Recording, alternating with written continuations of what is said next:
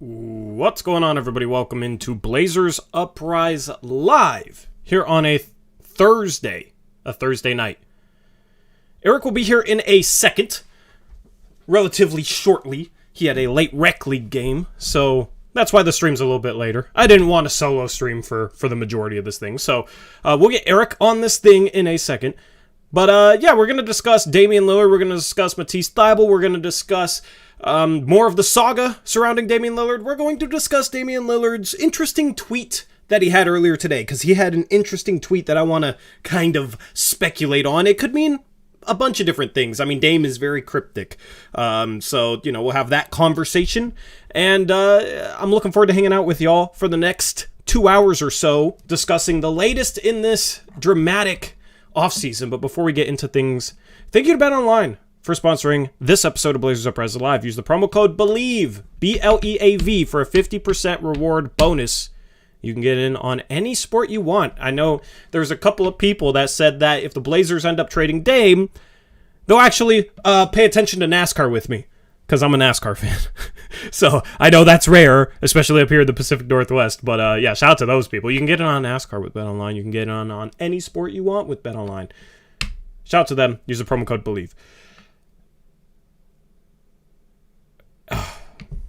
I don't know where I want to start, because part of me wants to just go in ranting, guys. I'm still so frustrated regarding this whole situation, and I'm still on Twitter constantly, and it's still driving me crazy. I know it's not good for my mental health, and it's probably not good for anyone's mental health, as Twitter is just an absolute battlefield right now. But that's why you guys are here for me, and that's why I'm here for you guys. And that's, you know, and hopefully Eric will be here soon, so he could kind of curb the ranting. Let's start off with Matisse Thybulle. Matisse Thybulle signed a 3-year, $33 million offer sheet. I gotta fix this tag in my hat, man. It's driving me crazy. Okay, there we go. So Matisse Thybulle signed a 3-year, $33 million offer sheet with the Dallas Mavericks. And in the new CBA, teams only have 24 hours to match. Now, it depends on like when the offer sheet gets signed in the day. That changes the deadline. There's weird CBA stuff around that. But Portland today ended up matching that 3-year, $33 million offer sheet. That was $11 million a year for Thybulle, which was richer than I thought he would get. I thought he would go for much cheaper. I thought it would be around $6 to $7 million, maybe the qualifying offer he ended up taking. But no, $11 million a year, and the Blazers match. And it was interesting the past day or so, the debate around whether or not the Blazers should match or not. And I'm going to post a chat poll. I'm curious what you guys think. Should the Blazers have matched Matisse Thybulle's offer sheet? Yes? No. I'm curious to see what the poll results are. Because it seemed like more people wanted the Blazers to match than not to. And right off the bat, we got 80% of you, 75% of you out of 45 votes saying yes. So it looks like the majority of you guys wanted them to match. So, yay, something you guys can be happy about. Me personally, I would not have matched. And it's more so, it's more of a conversation about opportunity cost and future flexibility, and what the Blazers could hypothetically get back for him, and like the purpose of him being on this team over the next couple of years of the Blazers rebuilding, versus like, is Matisse Thybulle worth $11 million a year? Because you can make a case, I guess, that Matisse Thybulle is worth $11 million a year if he keeps shooting the ball like he did in Portland. The one thing I'm worried about is his shooting regresses back to what it was the rest of his career, and he's a guy you can't really play in playoffs. But I mean, here's the thing with the Blazers: they're not going to be in the playoffs anytime soon. Most likely. Like, if they surprise us all, then that's great. You know, we can maybe emotionally move on from the struggle that this offseason was. But Blazers are rebuilding. I mean, it's kind of weird to analyze things from the mindset of a rebuilding team, but the Blazers are rebuilding, obviously. The Blazers are going young. Like, I don't need to explain that. But the way teams are built, or the way teams are motivated, the types of moves teams make are dependent upon what they're going for. Are they going for it, or are they trying to go young? Or are they trying to drive out the best player ever? You know, there's different modes that teams are in that affects the way they view certain deals.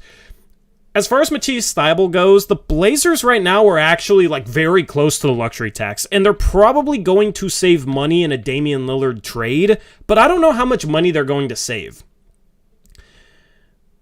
They're also probably going to get a very large trade exception from the Damian Lillard trade, and that's going to be because there's a third team involved, and you know there's a chance that Portland gets like a $20 million trade exception from the Damian Lillard trade. And they still have a couple roster spots to fill out, etc. So with them right now being up against the tax, one of the reasons why I would not have matched on Matisse Thybulle is rebuilding teams, if they're smart, they take on salary with assets. They act as a third member, a third team in a deal. They take on salary. They get assets for doing so. Preferably expiring salary, but sometimes they'll take on a contract like Davis Bertans or Rashawn Holmes. The Mavs, by the way, took on Rashawn Holmes and got the 24th pick and signed Max Prosper, and I think that move's going to look good long term. That's what rebuilding teams do. Caleb Pendergraph says $3 million below the tax according to Bobby Marks. That sounds correct. That's what Eric said as well. So with a large trade exception in the middle of next season, Portland could be that third team in a trade where they take on salary that maybe another team doesn't want, or a team is trying to deduct the tax, and with a trade exception, you don't have to send salary back. And I want the Blazers to keep enough flexibility to be able to use not only whatever trade exception they get from the Dame trade, but also the trade exception that they currently have for Gary Payton II, which is $8.3 million, in order to take on salary in the next year, in order to get assets. Because basically you're manufacturing assets out of your own, you know, financial flexibility. Second round picks, sometimes you can get first round picks along with bad contracts because the team wants to dump them so bad. So that's the mode that I think the Blazers should be in the next year. Also, the Blazers could actually, surprisingly, because we never have cap space, the Blazers could actually have like $40 million of cap space next offseason, depending on the types of moves they make.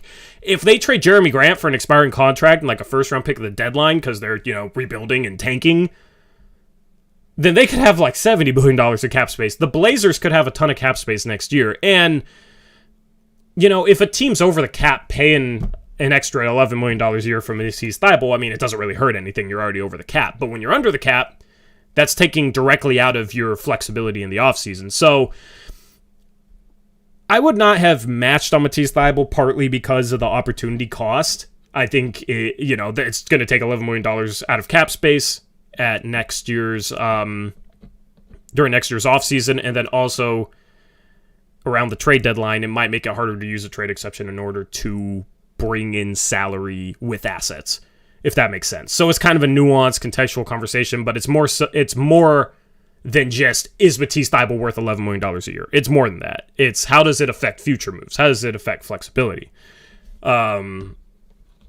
Is it better long term? Long term, I want to play Ryan Rupert, by the way. And here's the thing, Sear Little's still on this team. Jaime Jaquez might be on this team, and he's a 3. I think he's too undersized to play the 4. He's like a shooting guard, small forward type.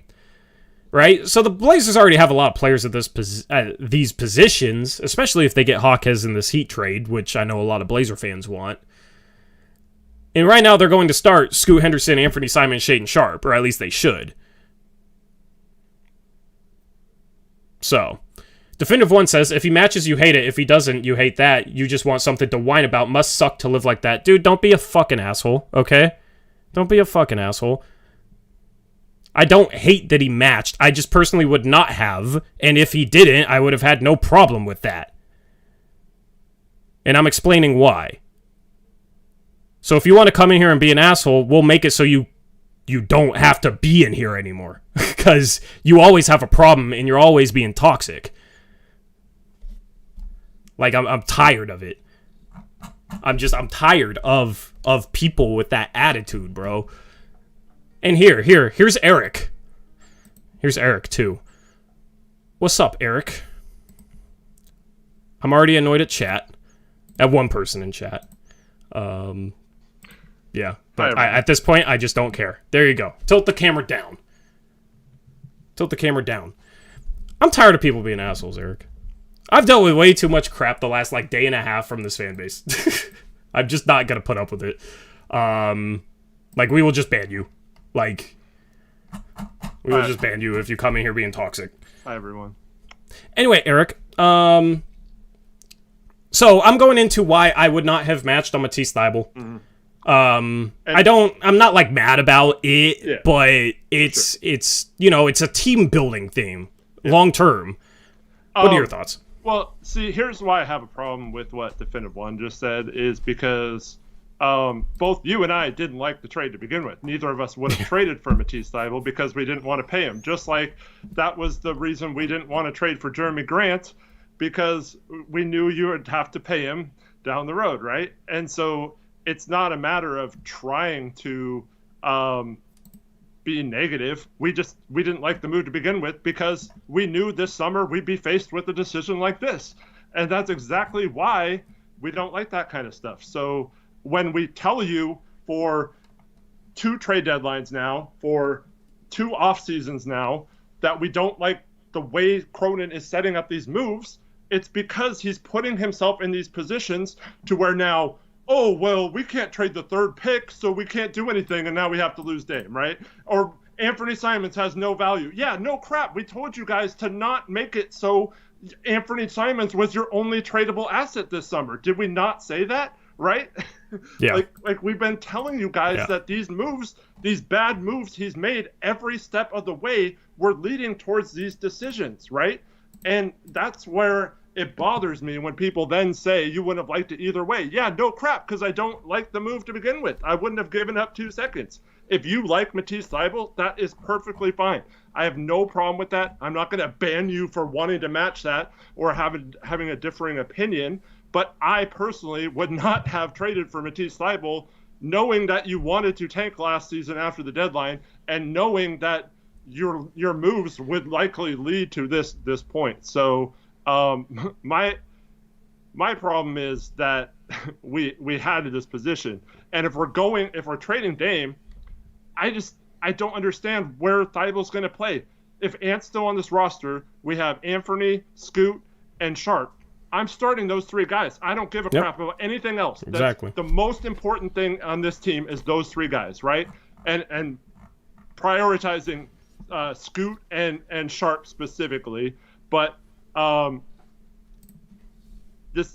with Ant, I mean, he's our best player next year. So we have to either try to maximize his trade value or he's a part of the future, right? So I'm starting those 3. I don't care if Sharp's at 3 or not. I don't care if Ant's at 2 or not. I'm starting those 3 because it doesn't matter this year, right? It matters nothing, right? So I'm already have my starting lineup pretty much set except for center because I'm starting Grant. And then so off the bench, I'm playing those guys 36 minutes each. I'm giving them 36 minutes every game, right? Scoot, Sharp, Ant, 36 minutes guaranteed, right? I don't care. I'm playing those guys as many minutes as possible. I don't care what position they're playing at. I'm playing them 36 minutes each. Okay, and then like you just mentioned, we still have Nas, we still have Repair. We have the other moves we can make. I don't understand where Tease is going to play if he's taking minutes from development. Or he's starting over one of those 3 guys. He's not starting, right? I hope not. Why would we start him over those guys? We're gonna have Scoot or Ant come off the bench. I'm not saying Nas is good or anything, but who cares if Thybulle's good or not? We don't need him in this rebuild, and he's not necessarily a part of the future. So, in my opinion, this has nothing to do with Thybulle. He would have been a good fit on Dallas, in my opinion. Yeah. I don't think he's a good fit on this team. If you feel differently, that's fine. If you think Tease is just going to be okay sitting on the bench making $11 million while we play our young guys, that's fine too. If you think he's going to be a good locker room guy, fine. That's your opinion. I don't think Tease is that good of a player. I think his defense is overrated. I think that he gambles too much for a team concept to be good defensively. And he got played off the court, out of the rotation in Philly before he was traded, and has been played off the court in the playoff situations. And we went through this with Al-Farouq Aminu for years, where we had a player who was a good defender, who was left wide the frick open every time. All of his threes were wide open threes. I don't care who you are. If you have the gravity or no gravity to where you are left wide open for three-pointers and the teams can pack the paint, if you do not shoot over 40%, you're not a good shooter. Like, I don't care how much you shoot. Every one of his shots are wide the frick open because the other team doesn't respect him, and it's just a practice shot. So, in my opinion, those are not the type of players you need with a Scoot Henderson. Like, that's not the type of players that will do it. And if we're going to be a good defense, we need players that are our main guys. Scoot and Sharp in particular have to eventually become good defenders if this is going to be better than any Dame version, right? So we need those guys to step up and be the guys defensively in addition to offensively. So I don't care. We like having Thybulle is fine. It's not really going to affect anything because of whatever. But now I'm worried about this situation where Cronin's going to want to play Thybulle because he signed him, right? And he traded for him.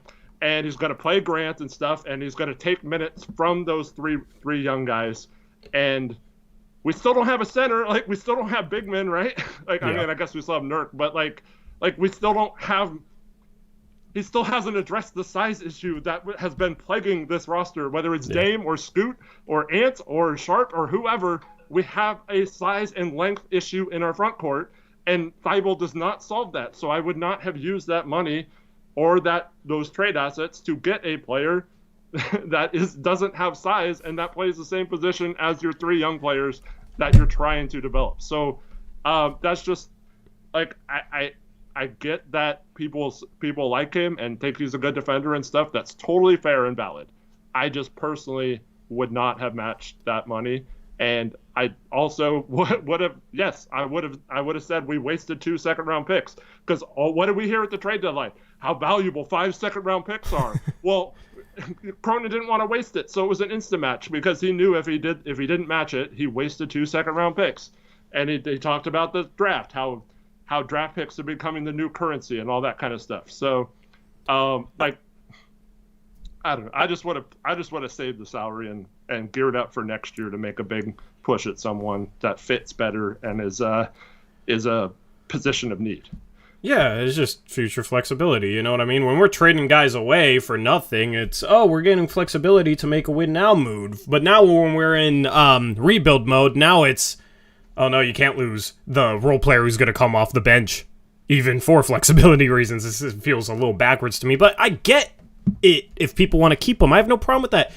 69% of the people watching the stream voted that they would match, or that they're happy that they match. Like, cool. Totally fine. Like, I'm legitimately happy that you guys have something to be happy about for those of you who wanted the Blazers to match. Good, because guess what? We need something to be happy about, because this offseason has sucked. Like, that's fine. I don't care. Like, but if I'm just laying out why I would not have done it, and you come in here with stuff like you just want something to whine about, must suck to live like that, you're just being an asshole. Well, you're just being an asshole. Don't do that. Like, I'm not coming after you. I'm not coming after anyone that wanted to match him. So don't bring that toxic energy in here because it's wearing me out. And if you consistently do that, we're going to start just blocking people for coming in here and continuously being toxic. Well, and here's the other deal, too. We're not just whining to whine. We back up all our thoughts with hours and hours of streams and give our thoughts. From when we traded to Thybulle to now, we have discussed hours and hours of Matisse Thybulle between post-game shows, the trade itself, the offseason coming up, and whether we should re-sign him or not. Like, we discussed all our stuff. So, like, you can feel differently if you want, but we do back up our stuff, and we're not just being negative or using hindsight or anything like that. We do talk about why we don't like this, and we try to explain it from the beginning, from when we traded for him, why we didn't like it. And so, yeah, and just say why you agree or disagree. That's fine. Like, he apologized, so thank you. I appreciate the apology. So I have no hard feelings. Like, I don't want to just be negative, man. Like, here's the thing. Part of the reason why I would not have matched them is because they did something I liked. The thing that I've liked most this offseason is that they drafted Ryan Rupert at 43. Like, the more I dive into his film, I think he can be solid defensively off the bat. And I, in a rebuild, would rather try and tap into his offensive upside, because I actually think he has offensive upside. I like Ryan Rupert. I want to give him minutes right away. I feel like bringing Thybulle back means that he's not going to get minutes, and I'd rather just prioritize his development. So part of the reason why I wouldn't have matched Thybulle was because I'm actually positive and high on Ryan Rupert.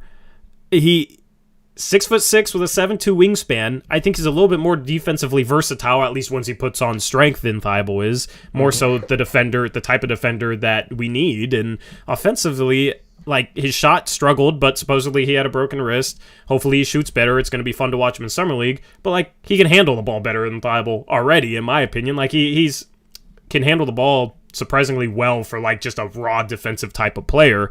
And, you know, I was impressed with some of the flashes of passing and just processing things. So, like, I want to play that guy. I want to give that guy minutes, because with Sharp, he's going to start the 3. Like, how many minutes do you really have at the backup small forward position? And what are we trying to accomplish next year? Like, everyone in chat, what are your hopes for next season? What do you want most out of next season? Obviously, we all want a championship, but, like, realistically, with the position that we're in, what do you guys want most out of next season? Because I want to, since we're going to be in a rebuild, I want to develop all our young talent as much as possible. And I, you know, on the side of that, maybe cash in on Jeremy Grant in order to, you know, get his contract off the books for expirings, get an asset or two, and then, you know, hopefully end up with a really good draft pick. And, like, I just want, you know, a normal rebuild things, like, is what I'm hoping for out of next season. Yeah, I'm throwing Scoot, Sharp, Ant in the fire, see what we have there. Just ride it out with them. I mean, it's going to be probably a 2-year process, but I want to see those guys develop, and I think that's all that matters right now, is you got to get those guys up to speed as quickly as possible and give them as many minutes, as many reps as possible. We saw how much Sharp grew with how little reps he got. We saw the year before that, when Ant finally got the reps as the number 1, how much he grew up. So just give them all the reps and just try to develop them. But I think we also do need to find some sort of hopefulness and like future growth out of, like, a big man or some sort of person that we can have with these guys. Because if it's just those 3 without, like, a screen setter like Nurk or someone who can run pick and roll and help those guys when they get double teamed and stuff, it's going to be tough for them to get good looks right away. So I'm also trying to find, whether that's through a Jeremy Grant trade or someone else later this season, I'm looking for players that will fit that timeline. And so that's another reason why I didn't really care if we let Thybulle go or not. I don't think he really matters in the grand scheme of the timeline. But I will say one thing about Thybulle that I heard this summer. I guess he is working out with Phil Beckner, and Phil has had a history of fixing players a little bit, or helping them with their jump shot, and they usually come back shooting better the next season. So maybe that's some promising thing for Thybulle, is that his shot maybe could get a little bit better if because apparently he saw something in Mikal Bridges a few years ago that helped him out a lot. So like a little hitch that he was doing or something, and worked him through that. So maybe you can do the same with Thybulle, hopefully. Never know, but it's a good sign that he's trying to put in the work to fix it. Yeah, I mean, like, I don't hate that they matched. Yeah. I with how drastically bad things have gotten, like, I can't even be mad that they matched, let alone hate it. But it's kind of, it's no offense to Thybulle, but when the greatest player ever has this whole saga and demanded a trade, like, Thybulle's contract was kind of irrelevant, you know? So hopefully it pays off down the road. But so I've been reading, like, he has a no trade clause for a year. Well, that's anytime you match a contract on a restricted free agent, it's like same thing that happened with Alan Crabb for a year. So, and then he also can't be traded to Dallas for a year. So, yeah, and he's got a 15% trade kicker, so it's not 3-year, $33 million. It's actually 15% more if we trade him. So it's not really a very tradable or easily tradable contract. Yeah, because the main argument that people have been making is that, well, like, oh, well, we can get an asset back for him. Like, maybe a first. Philly, when he was making half as much, only got back 2 seconds for him. So I don't know now that he's making basically twice as much, and there's a 15% trade kicker, so that $11 million a year salary is going to go up to like 12.5, like 12.6. And he has a no trade clause, so he can just say, "No, I don't want to go there." To numerous teams, like I don't see how Portland recoups value. Like if the main reason for matching him was to try and recoup trade value, like why are we tying up $11 million to try and get a second round pick or two back? Because I don't see it being more than that with all of this. Also, he's got a player option for the third year, so at least it's not 4 years, I guess. But yeah, he's probably going to pick that up in the third year. And then there's some weird writing in there that he receives half his contract by October 1st. So you can't even, like, I guess that maybe makes him a little more tradable because you have already paid half the contract for the year. But yeah, there's several things in there that make him tough to be traded. Yeah. So I don't know. If you want him on the team, I get it. I don't blame you. He's likable, you know.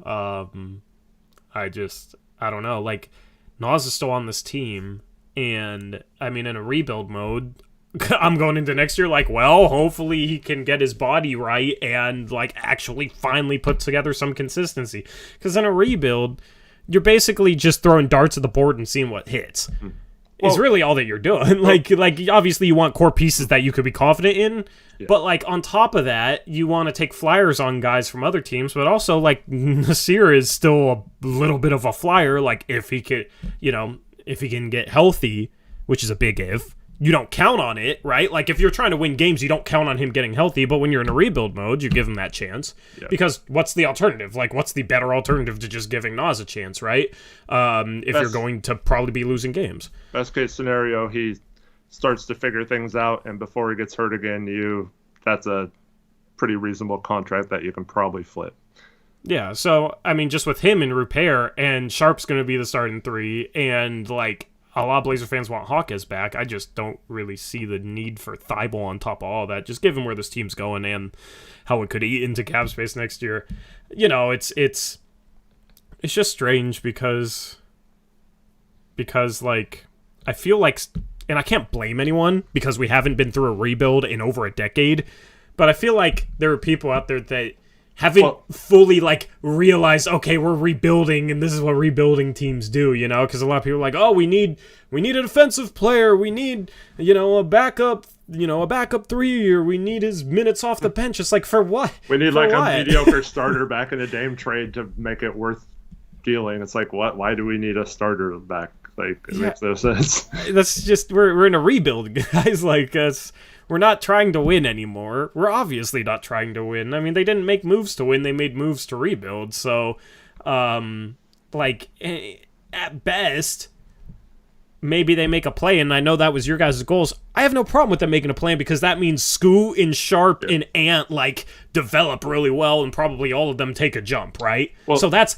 what I want out of next season the most. It's not going to be because, like, oh, we got Matisse Thybulle on the team. Like, basically, next season comes down to you just hope that the young guys develop and take jumps and get a lot better, and then wherever that leaves the season, so be it. If it leaves us as the 9 seed or the 10 seed, like, okay, cool, you know what I mean? Like, if that leaves us with the first overall pick, like, that's great too, You're just hoping for development out of the young guys, and that's pretty much it for me, which is low pressure, It's, you kind of just, I don't know, go into the season and have some fun watching the young guys and not really get too mad about losing games.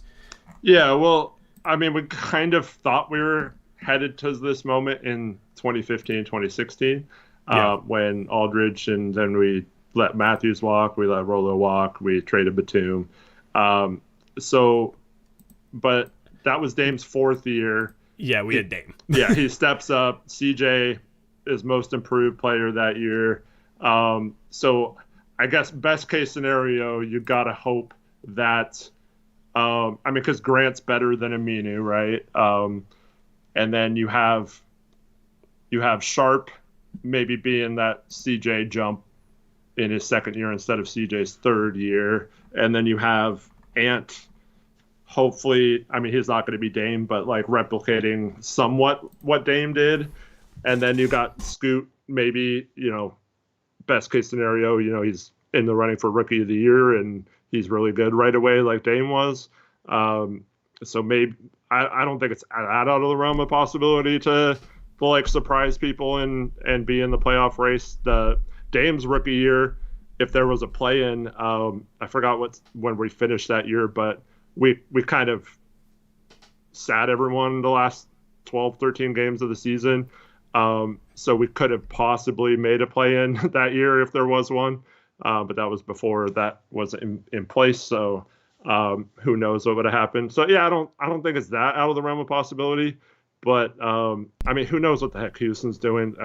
I do not understand Houston at all. So I don't think they're going to be good still. But don't do what Houston's doing. Yeah. And then San Antonio.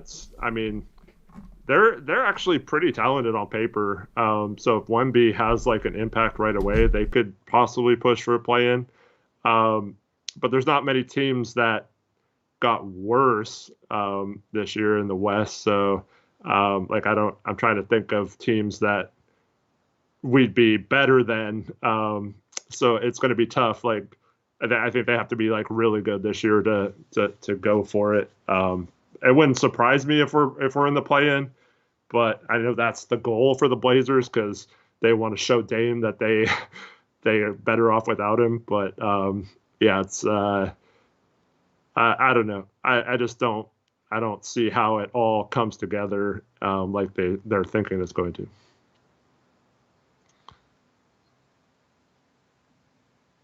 Are you muted? I am. You're right. I was shouting out Caleb Pendergraft's $2 dono. He says, "What rookies do you want to play in the G League?"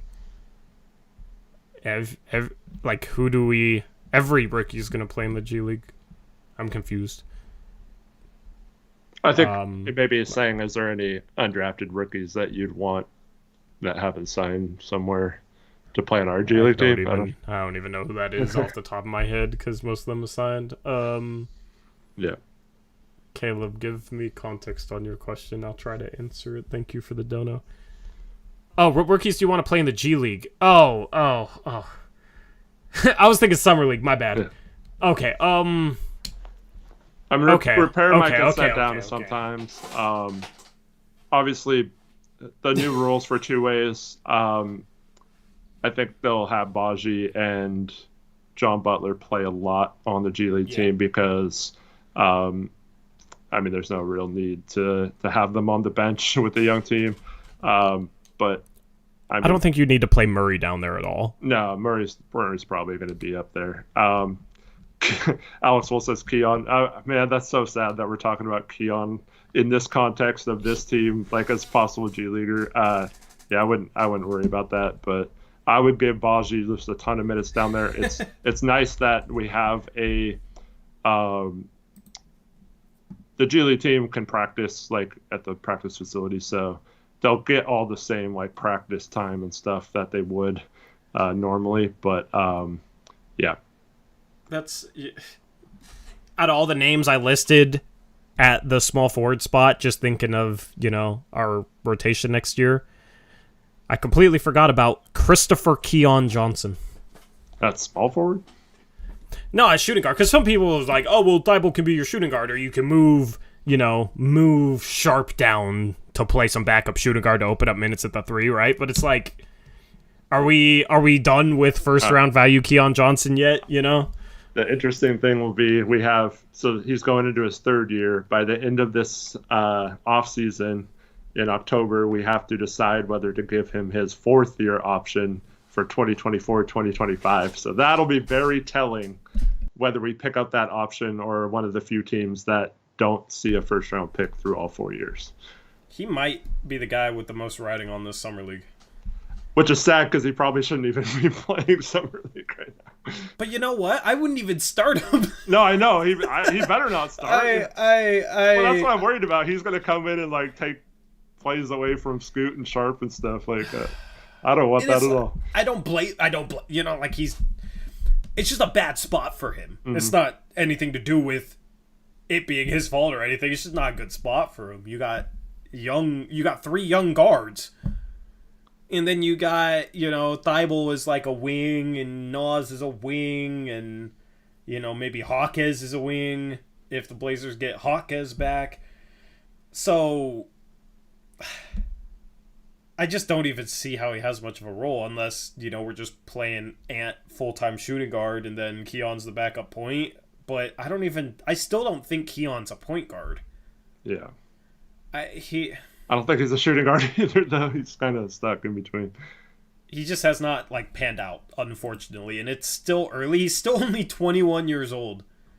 But, he was supposed to be a guy that was a lockdown defender that could finish around the rim and, cut, and then hopefully become a decent three-point shooter. He's become a decent three-point shooter, but his defense isn't as good as people thought it was going to be. I'm not saying it's bad, but, people thought he was going to be potentially an elite defensive player. That's why he got drafted in the first round.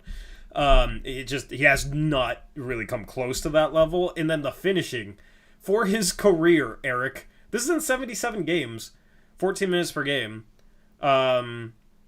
He's shooting 37.5% from 2. Yeah. He shot 36% his rookie year, 40% last year. And last year he was, you could say small sample size, but his rookie year he's 62 for 172. His sophomore year he was 39 for 97. That's not a totally skewed small sample size bias type of thing. That's enough of a sample to, I don't know, a lot of garbage time though. Yeah, but I can't even really remember. Is it just him missing layups, or is it him shooting too many mid-range, or what? Because honestly, I don't even remember him being that bad from 2. Yeah, I think he pulls up too much mid-range. In summer league, he was getting to the basket and finishing well.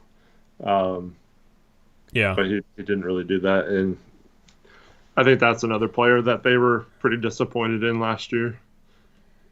Yeah. I will say, if I have one worry about Scoot, it's him pulling up a little too much. I'm not saying he's Keon Johnson at all, but that is the one thing where I would watch Scoot's tape, and he's so freaking athletic and strong and so good when he get taxed the rim that there's times where he'd shoot mid-range shots, and it's man, just go downhill, get to the rim or kick it out. He's a good mid-range shooter, so it's not if a guy completely backs off, you shoot it. But there was times where I thought he had a step and he's pulling up, and it's man, I just want you to get to the rim. Yeah, I think at least in the game Sharp plays, I think he's going to look to facilitate a little more. Yeah. At least I hope. But yeah, I think he's going to look to get Sharp going and show that he's a true point guard. Ish started freaking out and then said I cleared it up. Yeah, I want Scoot taking that mid-range when defenders are taking away the rim and backing up, you know what I mean? Basically, here's how I view mid-range shots, Eric. They're good to make it so defenders can't just when you start to drive, just back up and meet you, let you come to them at the rim. Yeah. It forces them to stay tight to you when you drive, and it makes it easier to get to the rim. Mm-hmm. So when a defender's back it up, yeah, pull that thing, step right into it. It's open, rise up. He gets a lot of lift on it. Yeah, pull that thing like that. And that's what I said for Jeremy Grant last year too.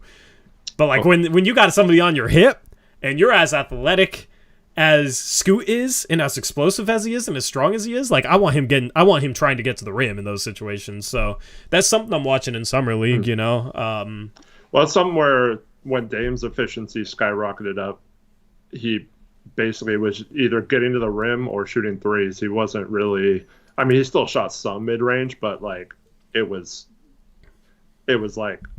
large amounts of get to the rim. If you don't, bring it back out.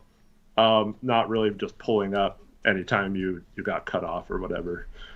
So that's something that if he's not hitting, that can ruin efficiency really quick if you're missing a lot of mid-range shots. Yep. Shout out to Chase McGraw, $5 dono. Says, who are you most excited to watch the Summer League outside of Scoot and Sharp? Probably Rupert.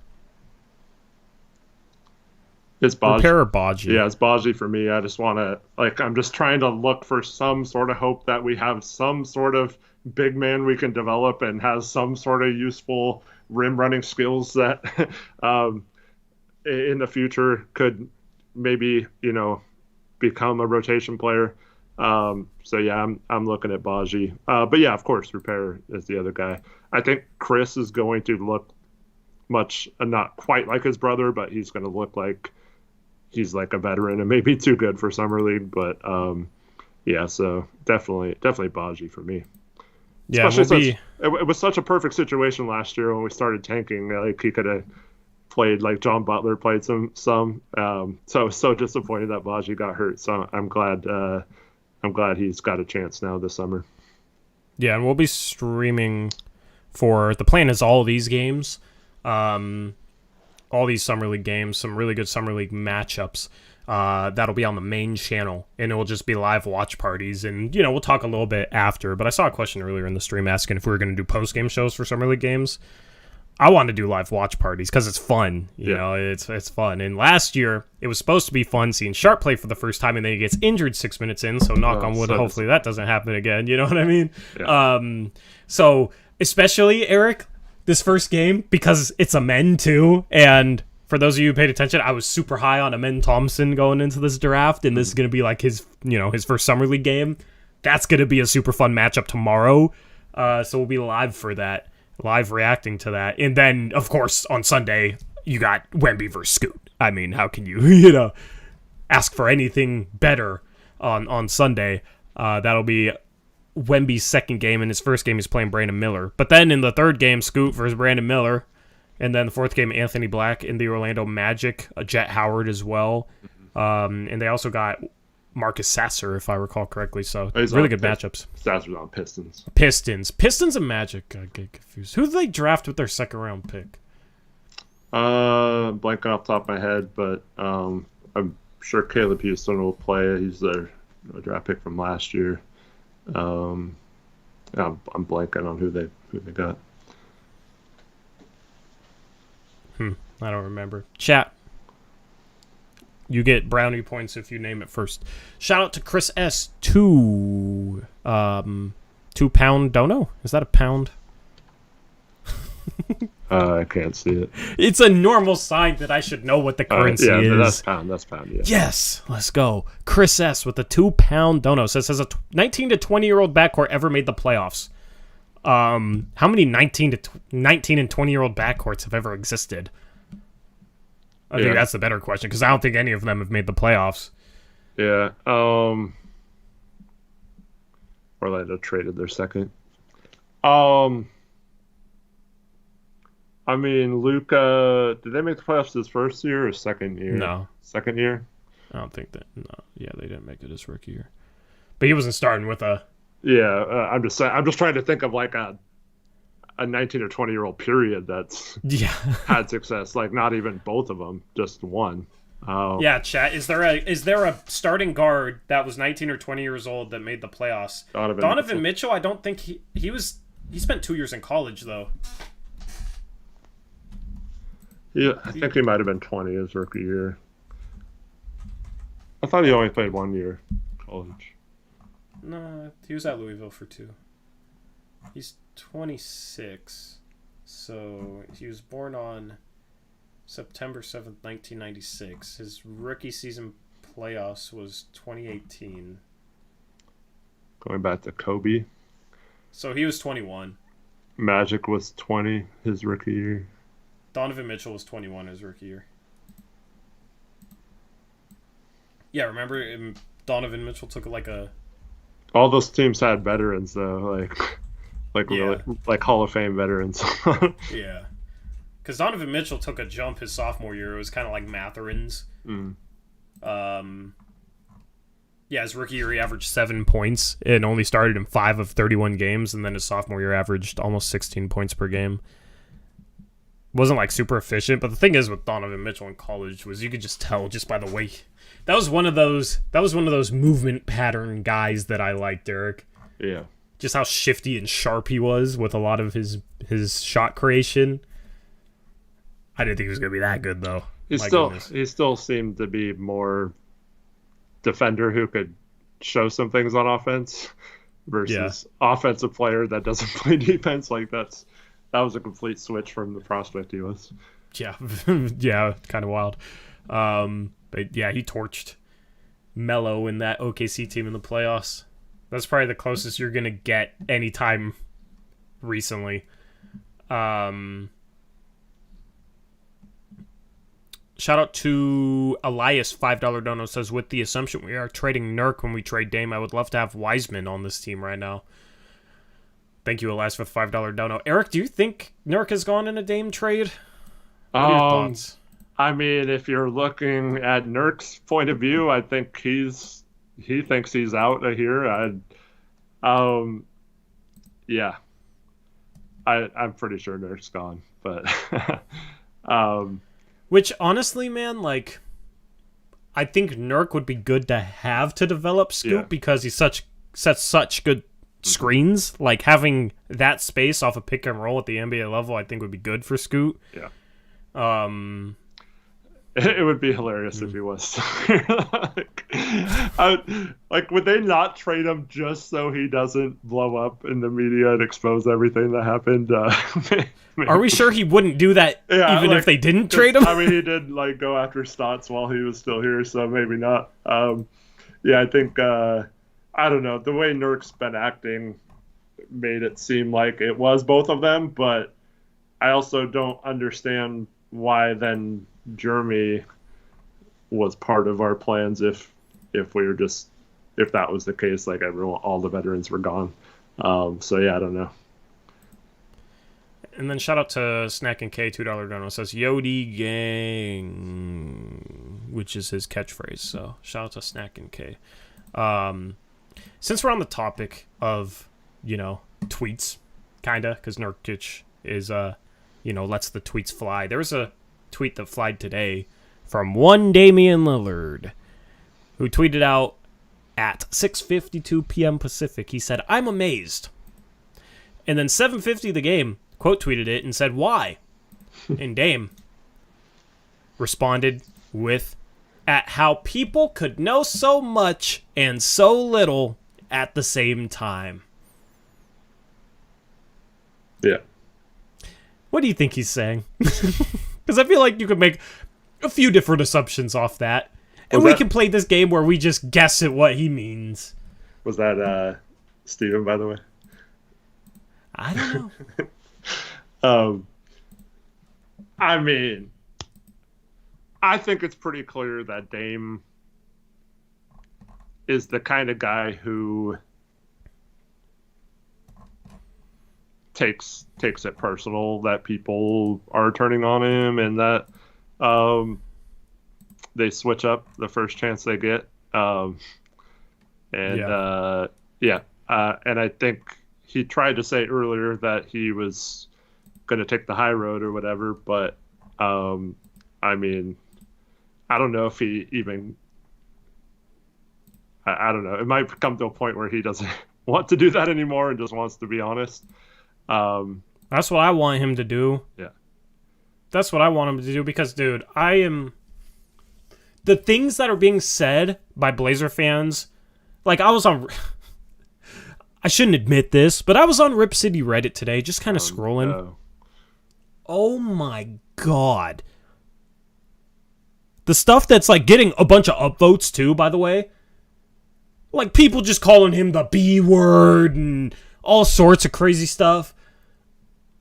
What are we doing? And you know what? Like most of them was like, well, I don't have a problem with him demanding a trade. It's just that he's demanding a trade to only Miami. And it's like, JJ had a great tweet on this. Luxury texted. It's like these people will excuse the organization for doing what's best for the organization. They'll say it's just business. But then when Dame wants to go where he wants to go, that no longer applies. Now all of a sudden, he's a terrible person. Like, he's, you know what I mean? It's ridiculous. All of a sudden, he's getting eviscerated. It's visceral reaction to that, right? Oh, Cronin had to do what he had to do, you know, like, blah, blah, blah. It's just business, you know, and they ran him out of town. It's just business. Oh, Dame wants to go to a specific place? Screw him. Oh, a player is using their power. Oh, wow, that's so horrible. A player that didn't want to be put in this position. That's the part people keep forgetting. Dame didn't want to ask out. He didn't want to demand a trade. They chose a different route. And they had told him for years, if it ever came to this, they would let him choose where he goes. So the fact that people are getting mad at that, blame Cronin. He's the one that promised Dame he could pick his team. He's the one who promised CJ McCollum and Gary Payton II and Norm Powell that they could pick their teams if they wanted to trade or wanted to out of Portland. So, yeah. And we gifted that to all of them, but now when Dame tries to give, you know. Yeah. Okay, this is where I have a problem, okay? The moment they chose Scoot, fine. Okay, you chose Scoot. Just stand up and say you chose Scoot. Just say it. Like, just be honest.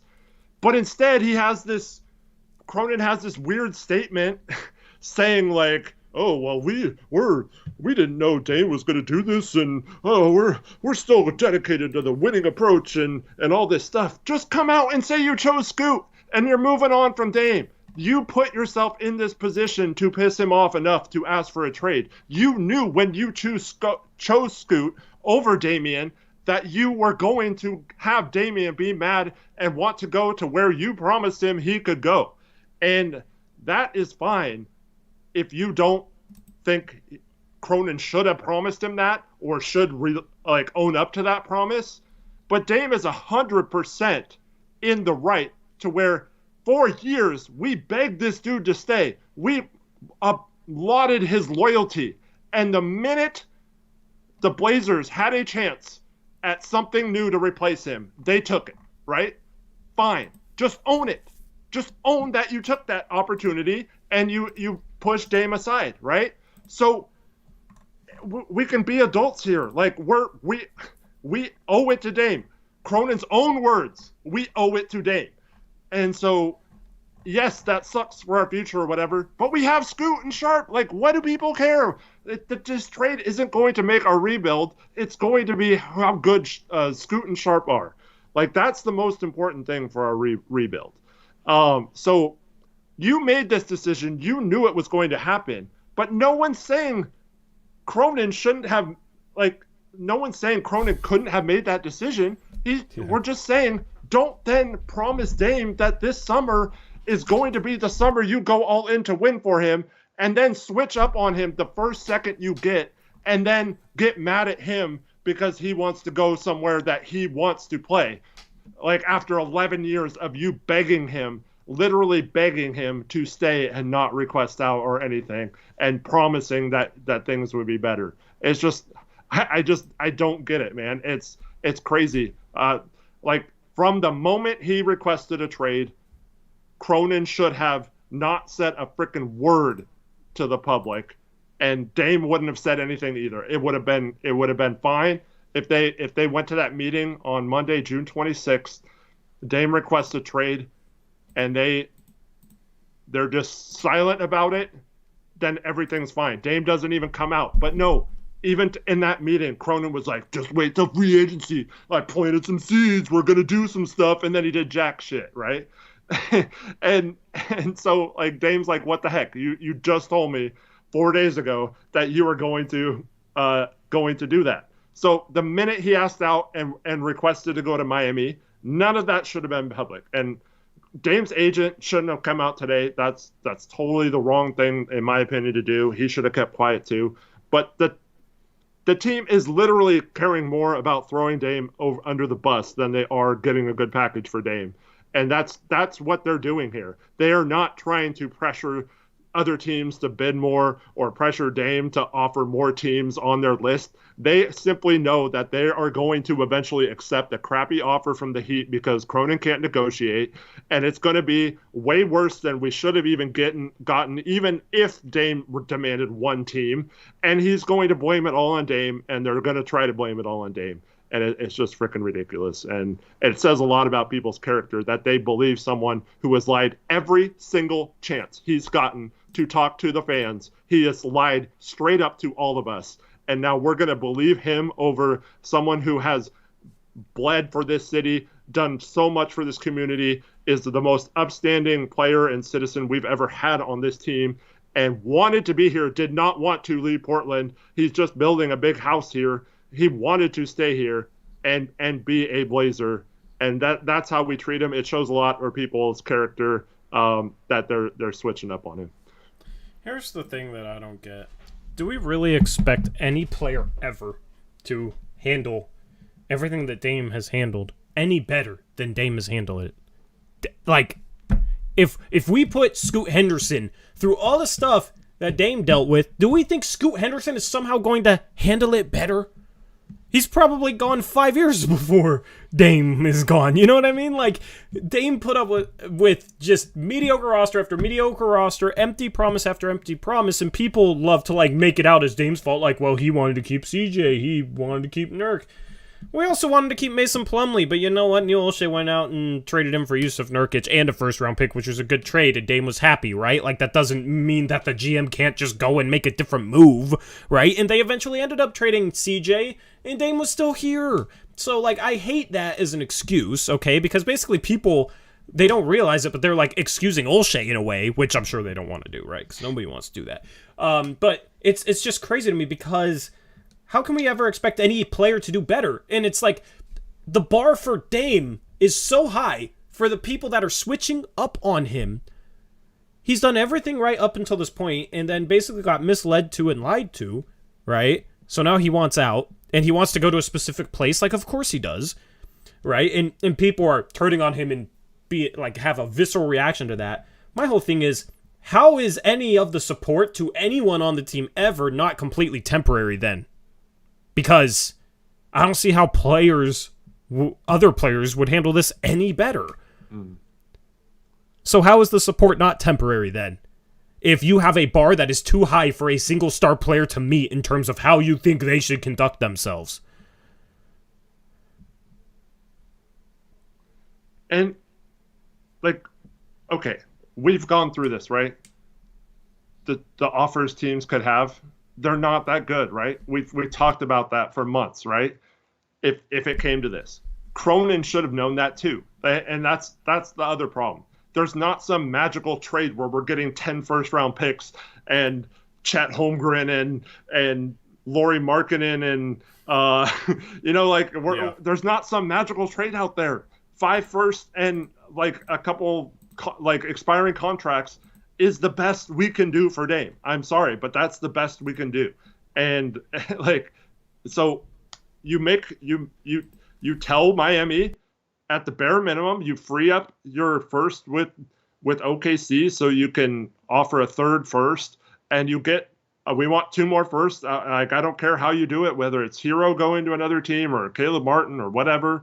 You get 5 firsts out of that deal, and that's as good as you're going to get from any team. There's not a team that's going to offer 7 or 8 firsts for Dame. So just take that offer. It's the best of both worlds. It's pretty much the most you can get, and it's also the team he wants to go to. And after you promised him that you would build a winning team around him, and then switched up on him the first second you got, I don't think it's that egregious to then send him to that team, assuming they can match that 5 first package. Yeah, and my whole question is, so if Dame is screwing the Blazers by demanding Miami, like, what trades do people think are truly out there? Because even if Dame didn't request a trade to Miami, as you've said and as we've stated, there wasn't really much of a landscape out there because it was either one of 3 things. It was either teams are rebuilding and aren't going to trade a haul for him. I think Utah falls under that category. They don't have assets to beat Miami's offer. Like Philadelphia falls under that category. Or they have an entrenched starting point guard and don't have interest in Damian Lillard. Like Memphis, for example, falls under that category, right? And it's like one of those three things. So, with a lot of teams having one of those three things, like those teams aren't going to trade a haul for Dame. They either can't or don't want to or have no reason to. So, what packages are the Blazers missing out on by Dame demanding a trade to Miami? Now, you can sit there and say, well, Miami isn't going to give up as much. Well, play hardball then. Play hardball with them.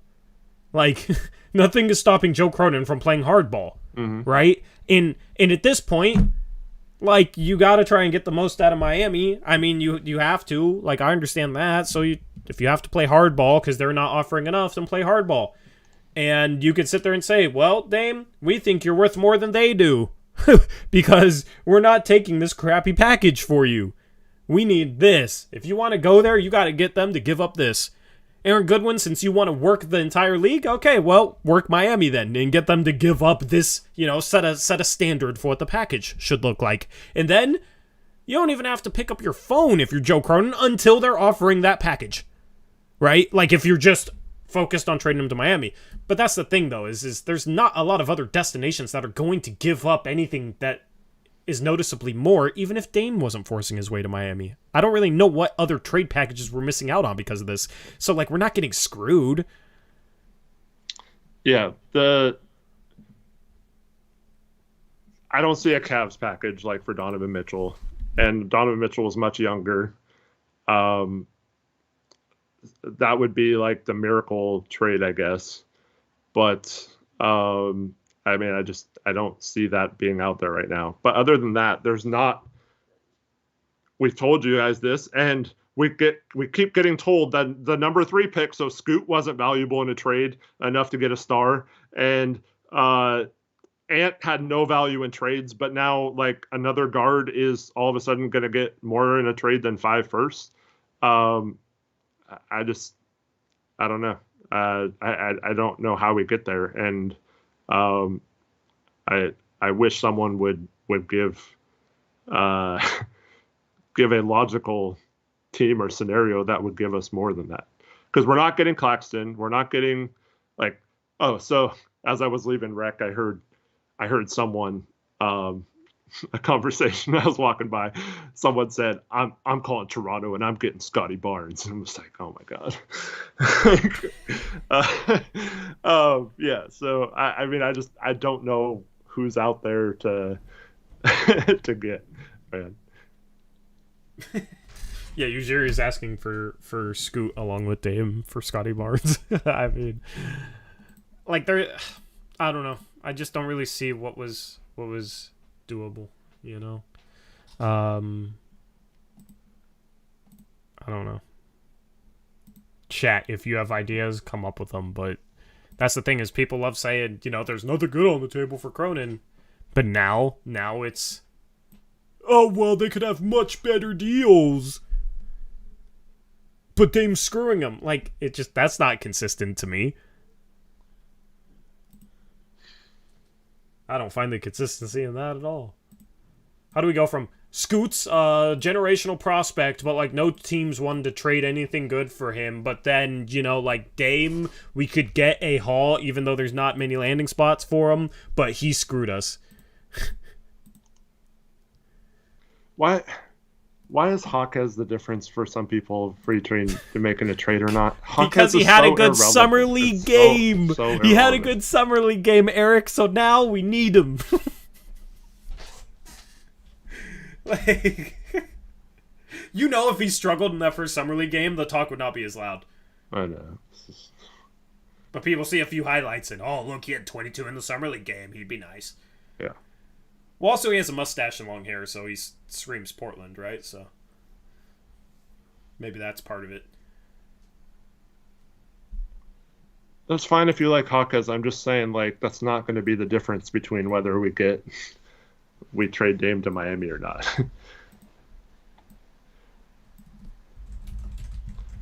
And yeah, he still has 26 or 27 more days before he can be traded. Yeah. I mean, I think you hold out for one of him or Caleb Martin. Unless you're able to get 5 firsts.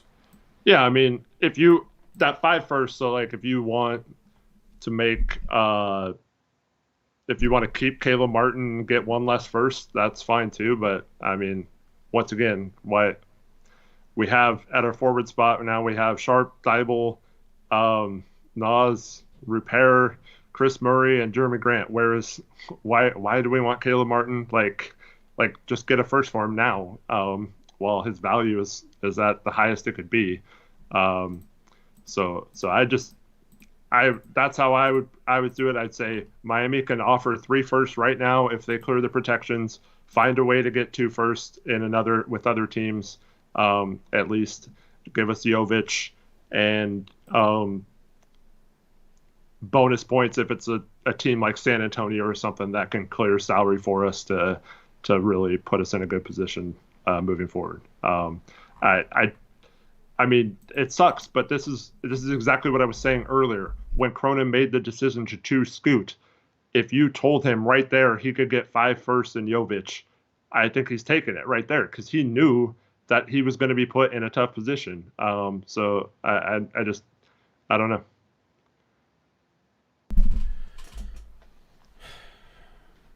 I saw something, that dropped early this morning about how a team's willing to trade a good first-round pick for Tyler Hero. Like, that's what you got to hope for. Yeah. They have to maximize Hero's value. And, I mean, Portland's in a position where, like, they should be able to demand Caleb Martin or, like, demand that they flip him for a first. Yeah. I mean, like, it's not like they're out-leveraged, and it's not like Miami has pieces. And if Miami doesn't want Dame, you play hardball. And, like... But what does that even look like, though? Like,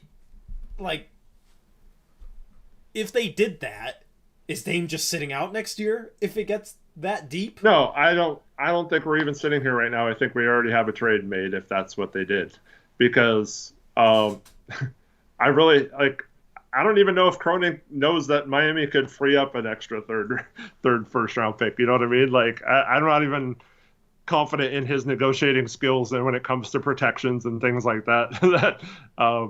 But yeah, so the minute Dame asked out and wanted to go to Miami, I would call Miami and say, hey, look, I know Dame wants to be there. I know it's going to be the only team. But I need 3 unprotected first. I need 3 unprotected pick swaps. And I need Jovic and at the time, Hawkes or whatever you want to do. And I would say, find a way to get 2 more firsts on top of that, because we don't want Hero, but obviously he's going to be in this trade for salary matching purposes. So find a way to get 2 firsts, whether you have to trade Caleb or you can get 2 firsts from just Hero by himself or whatever. So 3 unprotected, 2 slightly protected or whatever, and then 3 pick swaps, whatever second round picks you can get added to that as well. I would just, that's what I would say. And I would say, hey, this isn't like a negotiation. Dame wants to be there. You want Dame. You've set up your whole offseason for Dame. This is our demand. So just call us back when you reach that. And then just go silent, both parties. Just tell Dame, okay, we let them know. They know what they have to do to get you. So if you want to be mad at someone, call them and say, hey, what's the deal? Like, are you going to get me or what? Like, I'm waiting here. And if they're not willing to match that, I think that's very reasonable. It's not like that's a tremendous offer that they can't come up with, right? That's perfectly fair. Most people would say that's not enough for Dame, right? So I don't think that's unreasonable to demand at all. And I don't think that's unreasonable for Cronin to do. So just put it all on Miami, say they know they have the assets to go get first to make their package better. They can choose to do it, or they can choose not to have you, Dame, and that's on them. So, but instead, they played this stupid game in the media where it's like, oh, Dame's being ridiculous, and we're trying to field offers from other teams, and we want to win, and all this stuff. It's like, just shut up and do, like, negotiate and call their bluff, and then, but don't do it publicly. Just do it behind the scenes, like Masai does to us, when we call for OG. Don't call unless you offer 10 first-round picks. Like, okay, like at the trade deadline last year, I told you guys, Masai called, or we called Toronto, and he actually said, don't even ask about Siakam unless you're willing to include Sharp, Ant, and your lotto pick and future first and all this stuff. Like, it's funny. We got a Miami Heat fan in chat saying, Larry Jovic and 3 first-round picks. Okay, well, nope, you're not getting Dame then. Yeah. We can probably get that package from another team, even though they would be worried that Dame would be upset. So you ain't getting them then. Like, all right, so now what? You gonna actually bring a real offer to the table, or are you just going to basically not get Damian Lillard when he wants to go there because you want to fleece? Yeah. You're not the one trading the superstar. You're not the one calling the shots. Well, the other thing that's funny is people tried to say, like, a lot of these same people who are saying, you got to hold out for the best haul possible, that's not enough, 5 firsts isn't enough, are also the same people who said last summer that it was stupid to give Dame that extension and his contract would be untradeable and he's 32 and washed and all that stuff. And some of them, yeah. Yeah, former ESPN, what's his name? Amin. Ellison. Yeah, he came with receipts on Woj and Bobby Marks and stuff today. It was kind of funny, of all them saying that Dame's contract was going to be bad, and now the same people are saying like we have to demand the world for it and stuff. It's the same thing. All these people that talked about the negative contracts of like Norm Powell, right? It's like, and Rocco, they're such horrible contracts. But then we signed Matisse Thybulle, and it's like, what are you talking about? You have to insta-match that. That's an awesome contract. Like, it just makes no sense. I mean, it's just, you know what I mean? It's all the people who've given Cronin a pass for all these negative contracts, right? But now he's supposed to get, with a $60 million 33-year-old, he's supposed to get like this amazing haul. Like, we knew that was going to happen when we chose Scoot over Dame. Like, I just don't understand why people are surprised right now. Yeah. I do not drink cucumber lime Gatorade. I've tried it. It's disgusting. I mean, there's just a lot of inconsistencies in the narrative. The narratives around this team, and people are upset. And, dude, yeah, I got insulted by probably 20 different people for no reason on Twitter yesterday, just because I did not agree with them. And you did too. And, like, at this point, I'm just completely past dealing with anybody that's going to insult anyone over a basketball conversation. There was a couple guys that were just insulting you out of the blue that I blocked because they were insulting you. You know what I mean? Like, I just don't have the energy for that, man. I'm tired of dealing with that, bro. Like, I can, be outspoken and occasionally will give people crap for their opinions, but there's a difference between giving somebody, like, some crap for their opinion and calling someone an idiot and making a personal insult towards somebody. Or talking trash about them or talking trash about their work, like our YouTube channel, right? Like, there's a difference. Don't do the latter. It's okay to give somebody crap for their opinion if you don't agree with it, but that's not personal. Like, me and Eric met on a forum, okay? And the rule there was always, like, attack the post, not the poster, right? Not the person who made the post. Attack, like, the context of the post, right? Like, so, attack the opinion, not the person. And that's generally what I try and live by, and I know some people, don't like when I give them crap for their opinions or whatever, but it's not personal. If you come out and straight up personally attack someone, call them a child or call them an idiot or something along those lines, you're personally attacking someone over basketball. That's just lame. Dude, we had multiple people that insulted us, got blocked, and then complained about getting blocked and basically said we are soft for blocking them and basically playing the victim when we blocked them because they insulted us. It's not fun talking with this fan base right now whatsoever. You guys are a nice reprieve, so thank you, chat.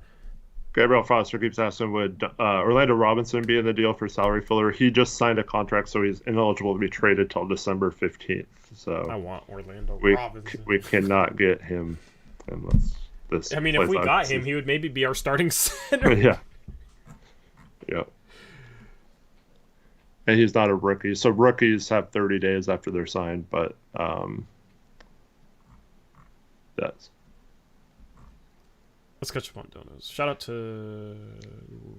Were you about to say something? I was going to say, you and Bob and Weave used to do it on Twitter all the time. I don't know if you do anymore, but it was teetering on disrespectful at times, but you guys have seemed to be fine with each other now. Yeah. I mean, it's easier when you agree with someone more so than you disagree, right? Like, when you just disagree on everything, it's harder. I get it. Bob and Weave says, I get what Tori is saying, but some people deserve personal insults, to be honest. There's a lot of people on Twitter brand building, and their brand is essentially their bad hot takes for engagement. I mean, our haters would say that about us. You know, that's what our haters would say.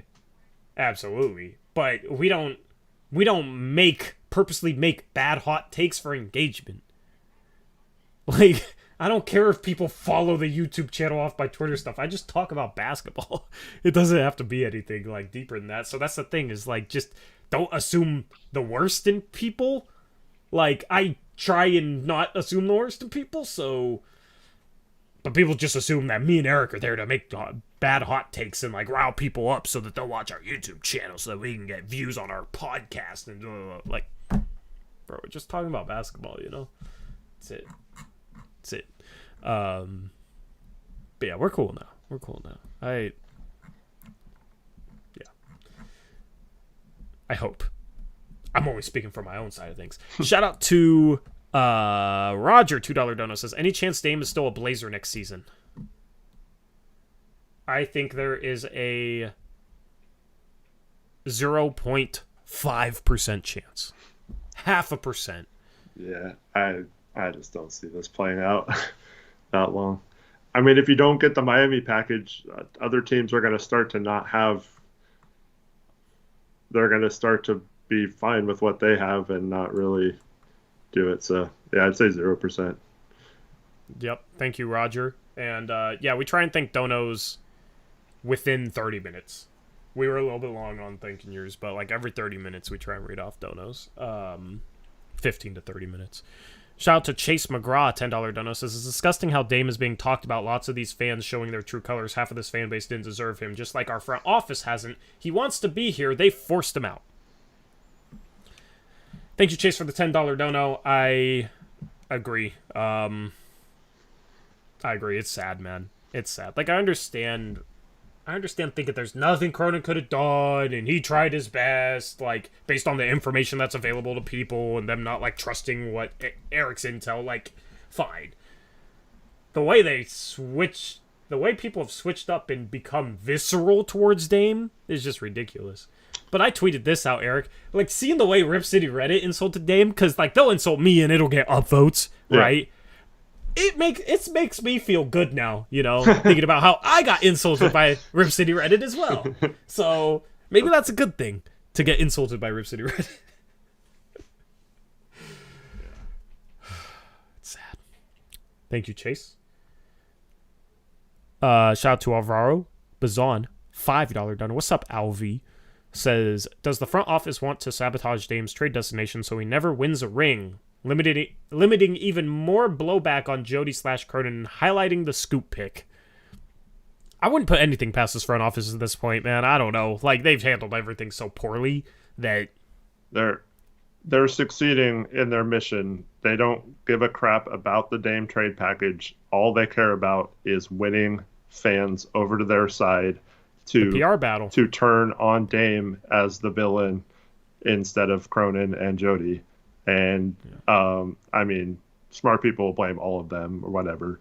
But they clearly want people to believe that they did everything they could, and now Dame's being ridiculous. And, like, a lot of this stuff that's leaking isn't even coming from Dame. So, like, when you hear Dame only wants Miami, that's not necessarily until Aaron Goodwin opened his mouth today.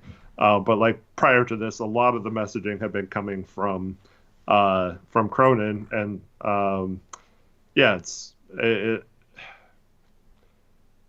I don't know. They simply care more about not looking like the bad guy, and it might get to a point.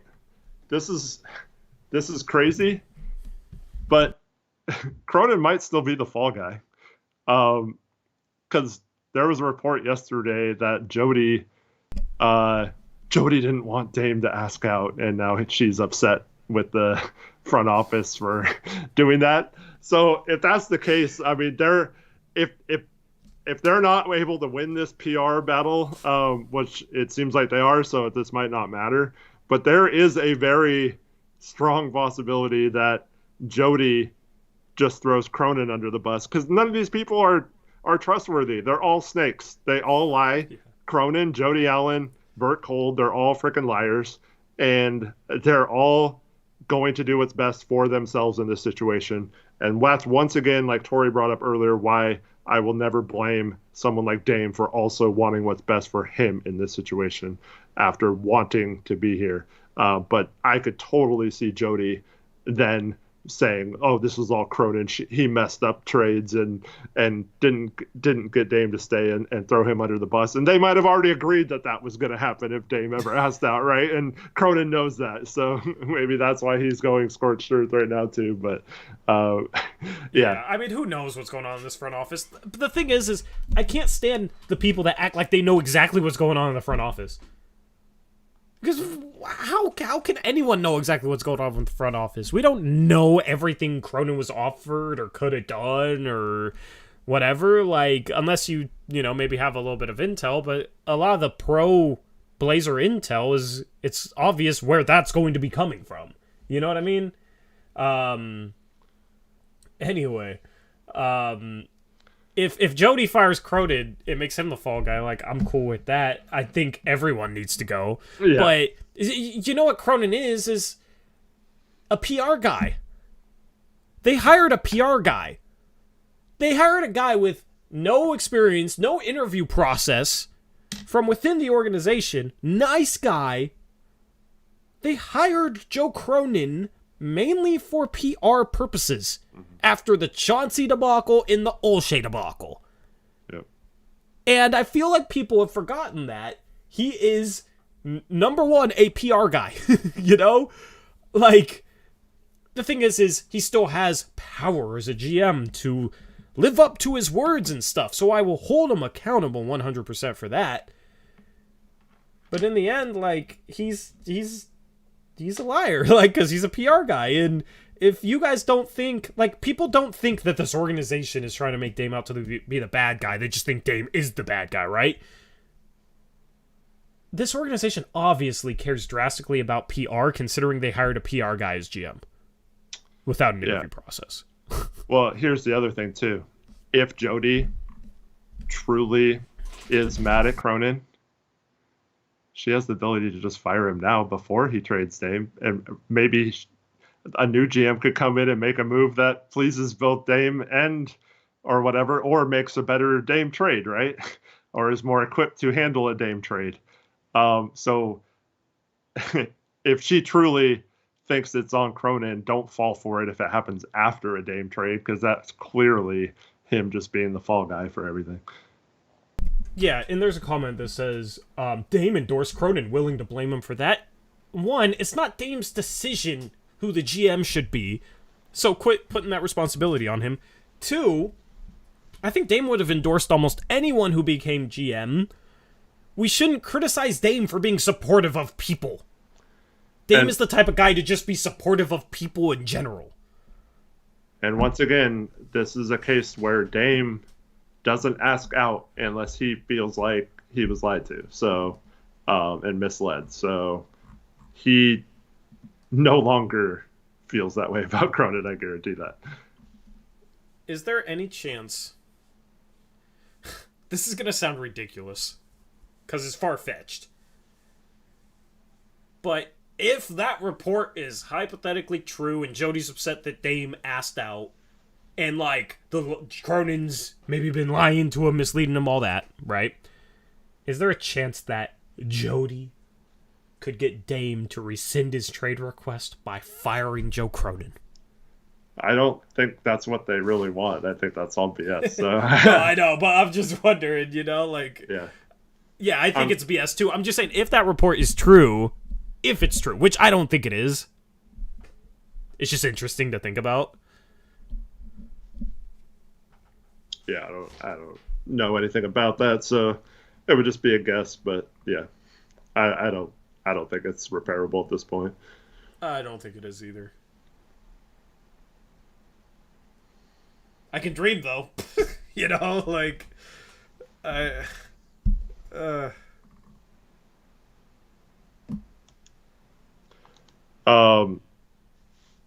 Ryan asked. Okay. The rest of the donos, or do you want to answer Ryan's question first? I can do it later. Okay. Where was I here? MGJJ123 $5 dono. Thank you, MG. Says, do you think the Blazers, from what we now know, can play at an even 500 level next year? I think the Blazers will be far below 500. I think the Blazers will be a 50-loss team, to be honest with you. Thank you for the dono. I mean, they didn't really solve any of their defensive issues. They didn't really solve any of their rebounding. They don't have a backup center still. So it's like all the same problems, but then you're replacing the best player in franchise history with a 19-year-old.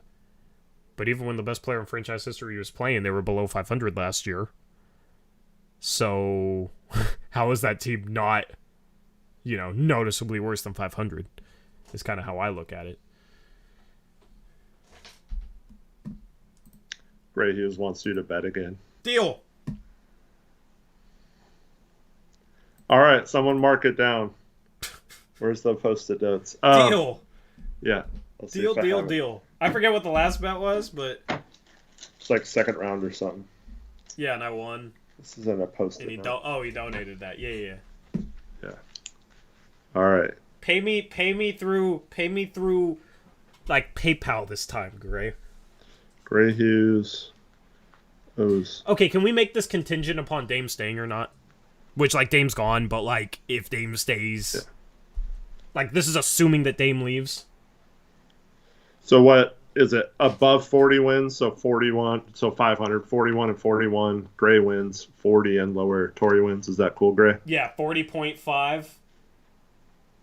You want that to be the line there? So if they're 500 or better, you win? Is that what you want to do? Or do you want it to be a tie if they win 40 games? You set the terms, my guy. 40 for him and above. Okay, so 39.5. Okay. I mean, AJ, if we're 500 or better next year, just from having a channel covering the team, I will make more than that. Just off the team actually being decent. So, I mean, it's kind of a win-win, right?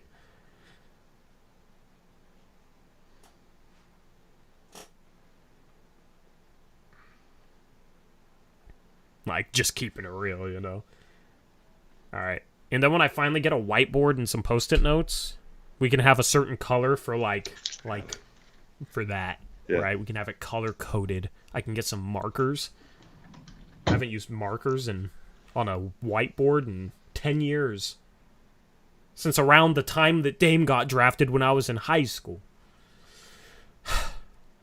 Shout out to Lucas Tobias, 20 Rand Dono, says, I expect the trade to happen for 2 small forwards, 2 centers, and 4 or 5 first-round picks.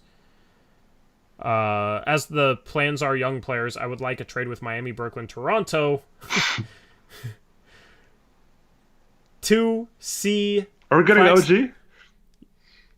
OG's going somewhere. I'm not really... Okay, 2C. Claxton and Achua.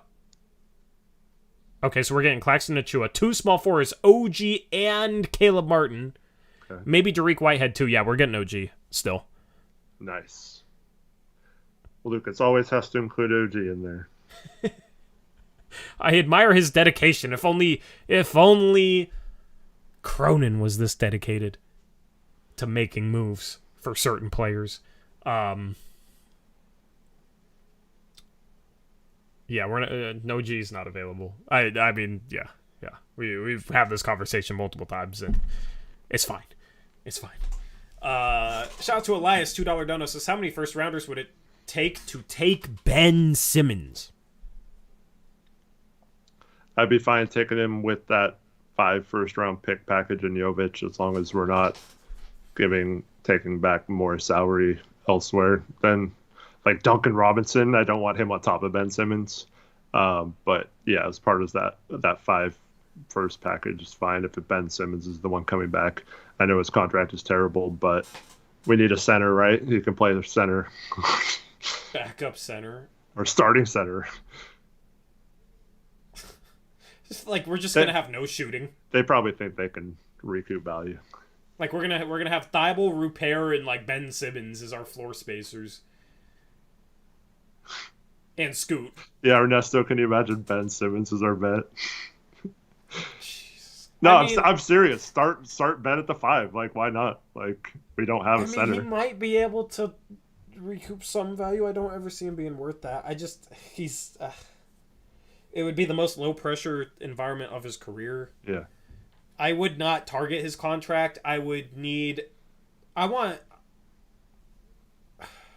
I mean, I'm not saying I want 5 first back regardless. So with Ben, I want another first. That's my hardball stance, and I could move off of it, but like, or like 3 firsts from Miami, 3 for or a young like player, Whitehead or Clowney or something. Yeah. So like 2 firsts and or young players from Brooklyn, right, for Hero. Okay. 3 firsts for Miami, and then Caleb Martin for something to give us that extra first for taking on Ben. You know, like, I think that's reasonable. Miami's giving up 3 firsts, swaps 2, of course. Hero and Caleb Martin, and then like Lowry's filler salary, and they're getting back Dame. Like, they're still winning that trade, even giving up Caleb Martin.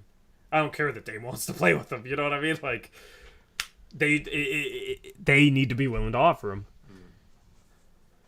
They like, as much as I defend Dame can't sit here and say, I want to go to Miami, but also they cannot trade you Caleb Martin. Well, once again, I don't want Caleb Martin, but if that's how they have to get another first. Yeah, you can flip him for a first, though, you know? Yeah. So give me that extra But first. I'm making Miami do that. I'm not taking back any players that I have to flip later for a first. Like, I'm telling them, if they're worth a first, you get a first now, because we've all seen how much value changes, especially when players come to Portland and are all of a sudden Cronin can't trade them for a bag of chips anymore. Right. No, I wouldn't have done that. I just would have traded 3 and the Ant for Jaylen Brown. Yeah, that was the question I was going to answer from him. He said, if we could go back to the 2022 draft, knowing what we know now, would you have traded 7 Sharp for Ant and Ant for Anunoby? I never wanted to do that trade to begin with, but it wasn't Ant, by the way. It was Hart, 7 and a future first that they asked for. And no, I'm not doing that. Yeah. I'm waiting for the comment. Brown was never, ever available. He's going to sign his Supermax, even though he hasn't yet for some reason. Adam,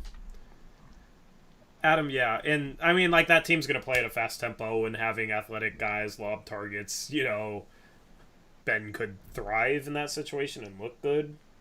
So, thanks, Chase. I was waiting for it. Appreciate you. Shout out to Kyle Wilson, $2 donut. Says, I sent the perfect 4-team trade in Tori's DM. Okay, let's see this, Eric.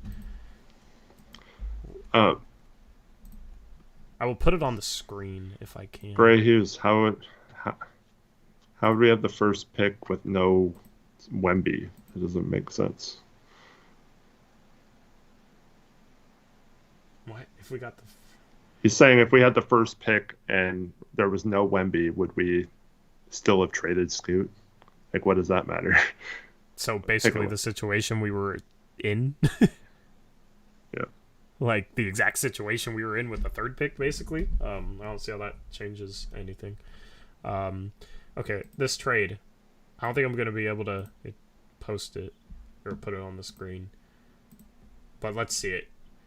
Thank you for the dono, Kyle. So, Portland gets... Or no, that's not Portland. Miami gets Damian Lillard, Yusuf Nurkic. They get their 2025 first back from OKC. And then Portland swaps 2027 and 2029. OKC, for sending Miami's first back to them, gets Caleb Martin, Nasir Little, and 3 second-round picks. I don't think they're doing that. Not for 2026 first. Yeah.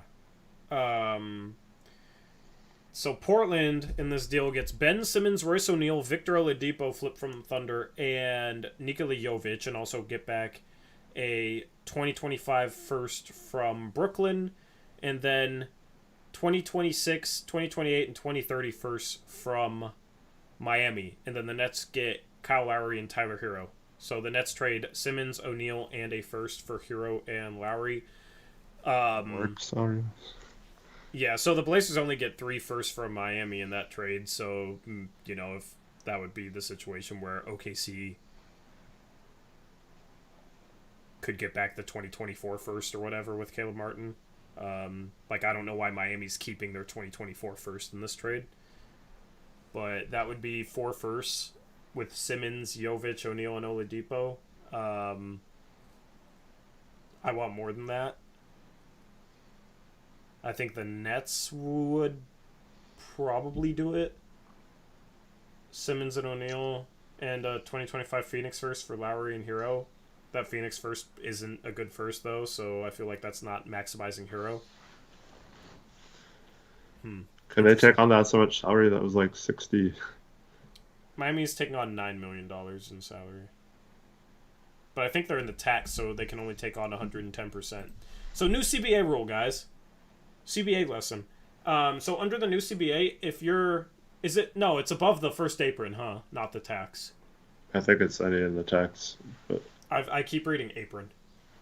So...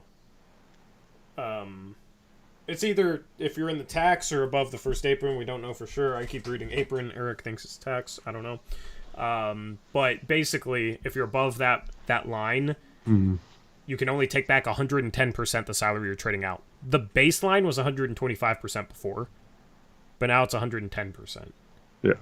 And if you're below it, you can take back 200% up to like $7.5 million. And after that, you can take back $7.5 million more. Up to like 30 million, and then it becomes 125%, I believe. So the salary matching rules are different, and it's not reflected fully in Fanspo.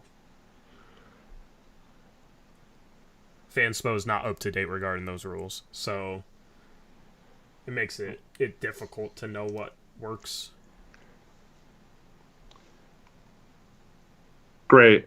You have a very misleading thing. Dame did not require us to trade the pick. He was told we would trade the pick if he sat out. It's completely different than him requiring us to trade the pick. So if there was no Wemby and Scoot was the best prospect in the draft, surefire number 1 pick, then they would have had to work that out for Dame to sit out. And so he would have already had to say, okay, if we get the number 1 pick, we can keep it, or no, I'm always sitting out if you trade it, and they can react that way. But they could also tell Dame, well, if we get the number 1 pick, we're probably moving on from you too. So, but that's not what they told them.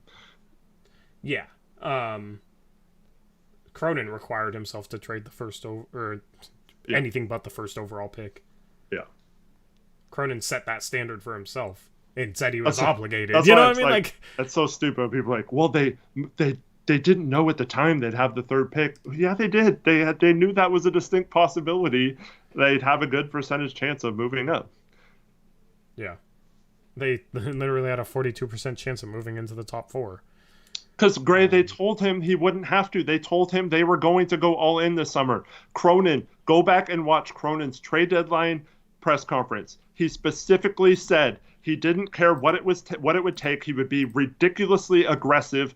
It would hurt to trade, but they owe it to Dame to be aggressive and to overpay to make him happy and build a winner here. He literally said that, dude. Why are you trying to turn it to Dame? They literally promised him that they would do that for him and told all of us he would do that, both at the trade deadline and at the end of the season. Yep. Cronin said at the end of the regular season, it's time to make impact trades. Push our chips in. He said, I have the quotes right here. If you want a good, something good on Reddit, believe it or not. I found something good on Reddit today. It was tweeted out. That's the only way I was able to find it, right? Because somebody tweeted it. But there you go. Has a bunch of Joe Cronin quotes. Because it seems like people forget what Cronin would say. But it has a lot of them bolded. Like he said, a lot of the discussion with Dame is about trust and where we're heading. And trust in what I'm telling him. We are building. We do want to win much sooner than later. They said it goes back to some of the stuff we did at the last trade deadline and accumulate as many assets as possible in order to make a big push for high-end talent. He barely accumulated anything at the end of last offseason, or at the first trade deadline. At this year's trade deadline, he said the 2022 trade deadline, where he traded Norm and Rocco and CJ and Nance, was about accumulating as many assets as possible in order to make a big push for high-end talent. What was the best asset they got back? They got back a late Milwaukee first that they were able to use for Jeremy Grant, but Jeremy Grant was more so a free agent signing because he wanted to come here and Detroit was willing to work with him, right? But that's the thing is, he was touting the 2022 trade deadline, Eric. He was touting that trade deadline as accumulating assets to make a big push. But then, when he has the third pick and Scoot Henderson, a generational guard prospect, is on the board, all of a sudden he just doesn't have enough to you know, the deals aren't good enough. He just can't do anything. Like, it's just ridiculously inconsistent. But he also said we are borderline anxious to push all our chips in. We can't wait for that moment to happen. It just hasn't come up yet. We are going to be ridiculously aggressive to the point where once we push our chips all the way in, like deal to deal, you might say, wow, they lost that deal. They give a lot for that guy. He didn't sign a single vet. He hasn't still signed, like, knowing Dame was waiting for him to do something. He didn't sign or make a single trade. Like, he has not done a single thing other than re-sign two of his own players that were already on the team. That's, like, how... The only guys we've brought in are the 3 guys we drafted. That's it. Yeah, like, okay, even if we're buying this crap that they got the number 3 pick and they were just so surprised and they couldn't trade it then, right? They couldn't do that. You still couldn't even make a move for one person, not one veteran. You didn't sign one all last season. Like, I don't get what we're saying here. We traded for freaking Cam Reddish and Kevin Knox last trade deadline, right? Like, they're not even on the team anymore. Since Ryan Arcidiacono, like, we didn't even get one minimum. Like, we didn't even sign a vet backup setter like a DeMarcus Cousins or a Dwight Howard or someone that maybe could have provided some movements or minutes or whatever. Like what are we talking about? Cronin promised this. So what if he kept the 3rd pick? He still could have made other moves. He still said, he sat here and told us all on draft night that he had seeds planted that didn't require draft picks, right? Where are those seeds now, Tori? Yeah, where are those seeds sold, planted? Did he forget where he planted them? Beans. Yeah. I mean, we've been through 2 trade deadlines and 2 off seasons. The only veterans he's acquired, he's given up a ton, by the way. He gave up Hart. He gave up Nance. He gave up Rocco. He gave up Norm. He gave up CJ, right? So that's 5 veterans he just, he gave away. The only veterans he picked up, I guess he got Hart back in that CJ trade and then got rid of him, so whatever. But the only other 2, Jeremy Grant, who was Dame's doing more than anything, and an injured Gary Payton II, a guy who was already injured, and either he didn't know he was injured, which means he's a bozo and didn't do a physical, or we have the worst doctors or something. Like, there's no excuse for not knowing he was already hurt, because everybody knew he was playing hurt in the playoffs, right? Or he just signed him knowing that he was hurt and was just like, well, it'll work itself out. We'll get another 6'2" guy after saying we need size. and we'll choose that over Bruce Brown, who's now making over 20. Like, it's just ridiculous. We did not bring anything in, veteran-wise. It's just he has not fulfilled his words. And I'm tired of the narrative like he has to lie. He doesn't have to lie. He can sit there and play the fence with his words too and say we want to build around Dame, but we also can't, overpay, and we have to be smart with how we do things. So we have to see what the options are when they come to us. He can easily say that. A ton of GMs say that. I see this being mentioned in chat, and I did some digging on this too. They absolutely saw what a Russell Wilson trade, how that just like reinvigorated that Seahawks team, and how it wasn't that bad. They thought they were going to be tanking, and they were good. They definitely are paralleling that to this. What makes you say that? It's just the way they treated Dame, and then now are trying to make him like they think they're going to win without him, because they just did that with Seattle. They saw it. They saw it work. It's a different freaking sport. I know. It's not even a round ball. It's a egg. But does that surprise you? I mean, nothing will surprise me at this point. But that is the most I don't necessarily believe that, but if that's true, that is the most absurd thing I've heard in the history of the entire universe. But they let Russell Wilson kind of, I don't know what the right word is, but influence decisions and be it kind of I told you, they started turning on Dame, thinking he was more a detriment than a positive, so that's the same thing that happened with Russell Wilson. He just became annoying to them, and his requests for an offensive line upgrade were annoying and stuff like that, Dude, one player can have a much bigger impact on a basketball team than they can on a football team. Yeah. There's 5 guys on the court at all times. Football, you got 11 on offense, 11 on defense. Right? Each guy is, the quarterback's the most important position, but you can have really good football teams without a good quarterback, You have to have a star in the NBA. You have to have a guy like Dame. You ain't going to roll 20-year-olds out there and make the playoffs, 19, 20-year-olds in the NBA. You can do it if you have such an amazing draft class, which the Seahawks did last season, but they barely squeak into the playoffs, and then they get demolished by the Niners. They got, and that was with Geno Smith having the most optimistic bounce back season ever. Literally, you could make the argument that basically everything went right for the Seahawks last year. With their draft class, with Geno, with everything. Using that as a parallel to just ship off the best player in franchise history when Dame is still, Russ is not good now. Russ was horrible last season. Dame's going to be great. Dame's still going to be great. It's just such a bad... that's just such a bad hypothetical. But it wouldn't surprise me. That's the sad part. At this point, Eric, that would not surprise me. Man. Yeah. I can't with Gray Hughes, man. He comes to the conclusion, I think once they decided to keep Scoot, they knew what they wanted. They knew they wanted Dame to ask out because Scoot needs the time on the court with the ball. Okay. Perfectly logical conclusion. And then the very next thing he says is, I think they gave Dame the key to his kingdom and let him run the show and develop his offensive skills for years, and now that the kingdom will be given to new players, Dame should be thankful. Dude, your hatred is yeah. You just came to the proper conclusion that they pushed Dame out and wanted him to come out, and now the very next thing you said is right back to blaming Dame or I don't know.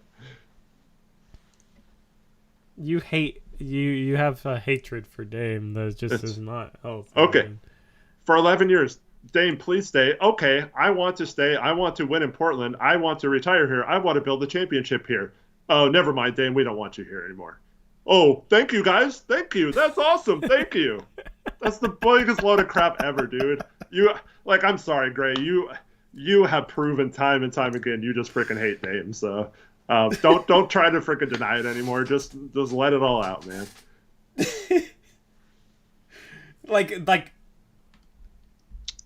if you get cheated on, right? Should you thank your girlfriend for cheating on you at this point? Like, because she let you, be with her for 3 years? Like, what are we talking about here, man? What are we saying? It doesn't make any logical sense. Shout out to Braden Tennis, $2 donor. Ben Simmons is not the locker room presence you want. Yeah, that would be the question. That's why it doesn't matter. Yeah, we need vets. We need the leadership for our young guys. Let's get Ben Simmons. Jacob Sia asked about intel on if the Celtics would have moved Brown for 3. We talked about that in depth on Monday night stream. So if you do want a breakdown of that question, do you remember where in that stream? Because that was a long stream. I don't remember exactly. Sorry. Shout out to Gray, who's investigates $5 dono. Thank you, Gray, for the $5 dono, bro. Says, so why do we believe Nurk won't be back? Is he that loyal to Dame where he just can't play here? I think he would be great. I think Nurk knows how poorly things were handled because he talks to Dame, and he probably talks to the organization, and he's outspoken, and Dame's his guy. Like, also, that's a ticking time bomb there. Like, also Nurk, I think Nurk is probably mad too. Yeah, I mean Nurk. I mean, we don't really have anything to go by other than he said if they did something, if they don't deliver for Dame, we're all traded or something. Yeah. So that's the only thing we know of. But you got to be careful, man. Nurk is a clutch client, and they run the NBA right now. So like you can't like. I know people like laugh at this whole like other players are watching Portland situation. It's not like if Portland offered someone a max that didn't deserve it, they wouldn't come here because of what they did to Dame or something like that.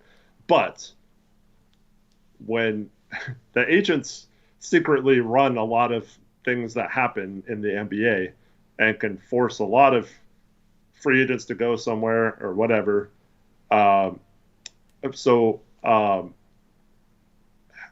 it's a case where they might end up just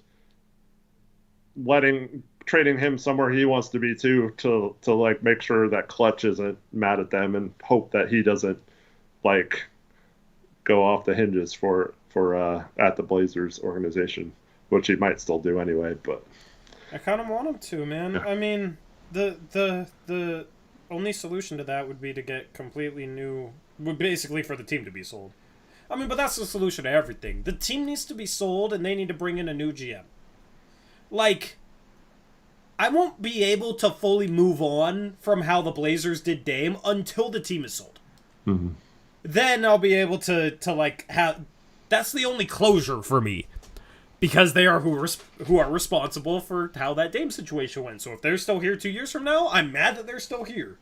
And a lot of the people that like are criticizing Dame also feel the same way about ownership. Like, I think that's the thing that most people are united on, is they just can't stand the way this team is ran. They can't stand the ownership situation. So, I mean, like that's what we're all or a lot of us are hoping for.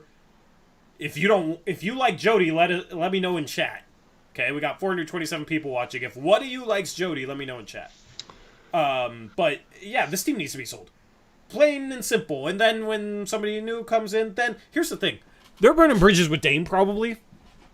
And I know some people want Dame to like come back 3 years from now to like win a championship with Scoot, who's like a superstar by then. It's like some fan fiction fantasy, right?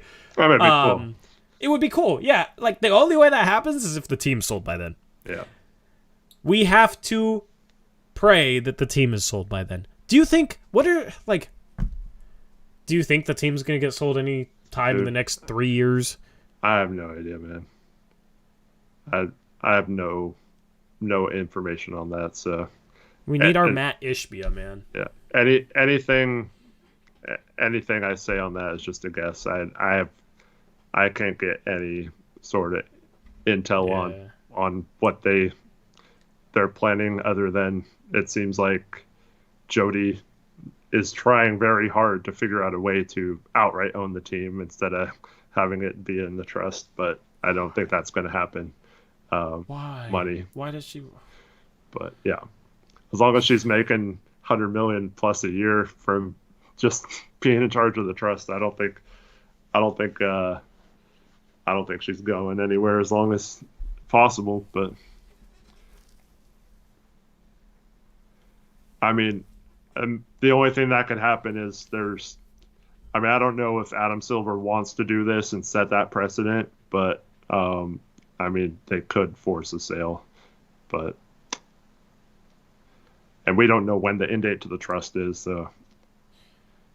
So what you're telling me is Dame needs to go to Adam Silver and get him to force a sale. And that's how he can ultimately get back. Yeah. He could just say about all the lying and all the BS and... Yeah, I don't know. I'm just dreaming here. We do know that allegedly she has to sell the trust at some point, or the trust has to sell the team at some point, but we have no idea if that's later this year or 20 years from now or what. And we also know that Phil's offers have been lowball compared to what the franchise will be worth here in a couple of years. So, well, here's the thing. Like, when's the new TV deal? 2025, so 2 years. And that could be the year they expand too. Yeah. Hopefully, going into that. So, I mean, it's probably two more off seasons with Jody, and then maybe.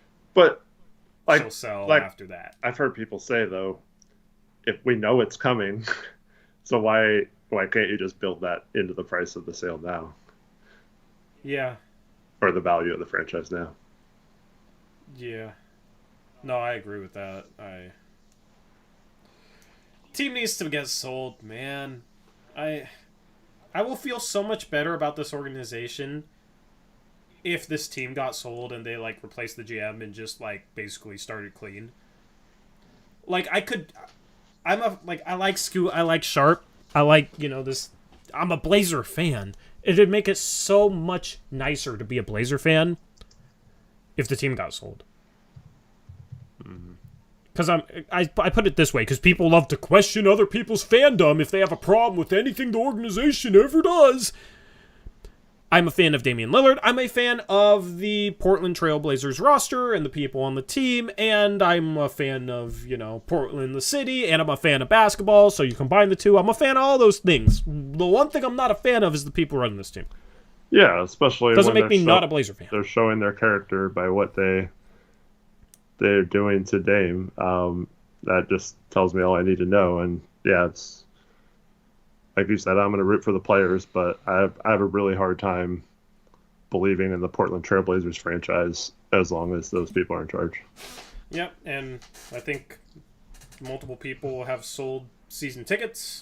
Oh. I don't know if you want to tell this story. Sure. So my mom called inquiring about what it would take to get released from her season tickets. She called one time. They told her that it wasn't allowed. And I was like, that's bullcrap. If they trade Dame or whatever, like they're trying to push out like a rebuild on you, you can absolutely cancel your season tickets. Like you don't owe them season ticket, like being a fan. So she called. I told her to call back and just call and talk to like the general ticket office or whatever. And the person on the phone said that she could do a 1 month deferment of her payments for next season, and then they could just see what happens with Dame. But then she tried to convince him that Cronin has a plan and he's gonna guide us out of this, and he's a really good general manager, and he just started laying on the Cronin excuses and all just saying like Cronin's gonna make moves. You're gonna if you sold your season tickets now or canceled, you're gonna regret it and all this stuff. And so my mom was like, "Could you just please stop talking about Joe Cronin? I don't want to hear this right now." So they were obviously trying to push some sort of. She said that. Yeah. Yeah. What was I want to know what the reaction was to that. I wish I could have heard this whole conversation. I mean, come on. It's his job, I guess, to try and make sure that season ticket holders don't leave, but oh my goodness. That is definitely coming from within the front office. It absolutely happened. My mom's in chat. She can confirm this. Yeah, shut up, Zach. You've been a season ticket holder for years. We'll make you forget about Dame, though. Yeah. That was their final thing that Cronin would make. Cronin would make her forget all about Dame, and then she'd be regretting not having kept her season tickets because he's going to do such a good job. Like, guys, you can't make it up, man. You can't make it up. I just, what a story arc. What a story arc for us as fans. Like, I know, this right? is what we're talking about now. It's kind of funny. Like, now that we've had time to let the Dame trade thing sink in, our misery and our bad organization is just like comical to a point. You know, it's frustrating and miserable and like all of the above, but it's also comical. This is really where we're at. I don't blame the ticket guy, by the way. He was obviously trying to sell tickets still. That's got to be hard in their position. They're probably getting lots of phone calls. Gray says, yeah, let's start getting pumped. Gray, you can get pumped all you want. I'm not going to get pumped for... I mean, like, Scoot's fun. I'll get hyped for Scoot. But I'm not just going to ignore everything that's happened. I'm not just, you know... Like, that's the thing, is I'm tired of being told to be excited when I'm mad about the front office and the way this team is ran and the ownership. You should be excited for the young guys, not criticizing Jody and Joe. Why can't I be both? Why can't it be both? And why do I have to ignore everything with how this team's ran? I just don't get it. I'll be right back. Yeah, you will.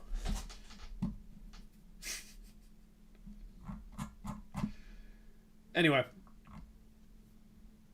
Gonna wrap up the stream soon. It's past midnight. We'll be live for every Summer League game. There's the schedule. First game's on ESPN. We'll be live streaming that tomorrow, 4 p.m. Later today, 4 p.m. That's 16 hours from now. That should be a fun stream. We're not going to have the game on the screen or anything, but we will give our live reaction. We'll have a live scoreboard as well. So that'll be cool.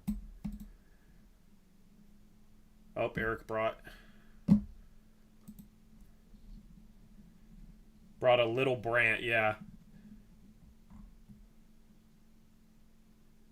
There you go, Connor. What do I do on stream 2?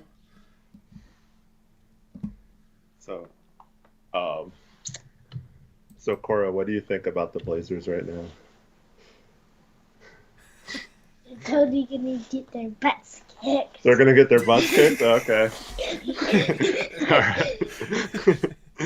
Thanks for your input. She's a natural. She's saying that because we got our butts handed to us. Yeah. In Rec tonight, she came and watched, and yeah. Oh, really? It was not pretty. Damn. This dude hit like 23s on us. Like, he would not miss. It was ridiculous. You guys didn't face guard him at some point? Dude, we don't have the perimeter defense. We're like the Blazers, man. We don't have We don't have anything to do when people like that. But like everyone on their team was hitting. Good screens. I'm Draymond. Yeah. I'm Draymond in like higher level rec leagues. That's how I play. And yeah, after the game, one of the guys asked if I had a podcast too. So that was funny. Shout out to you if you're watching. Did he know? Did he know you I did this? I don't know. Like, obviously, he said he watched. He said we had a cool show or something. But yeah. Okay, so yeah. Yeah. That's dope. But yeah, we got absolutely throttled. AJ, I play like Draymond mixed with Steph. There you go. I play defense, I pass, I rebound, I do the little things. I could be that perimeter defender.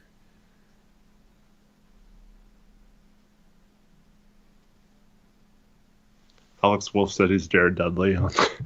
He likes to high five and cheer people. Yeah, 2016 Draymond. There you go. The Draymond that made threes for that 1 year. Anyway.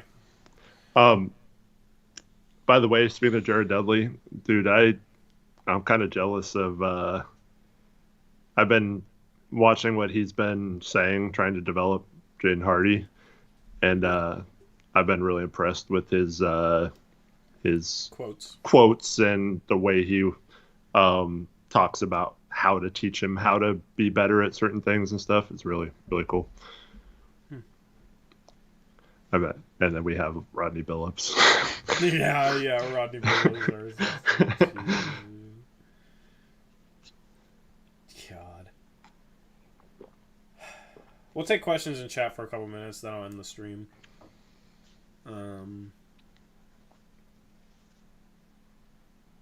Great.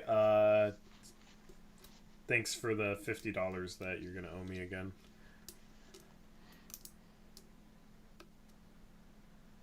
How not to be sad? Oh, you need life advice? Okay. How not to be sad? I'm not the best person to ask right now, so I'm gonna focus on other things. Exercise.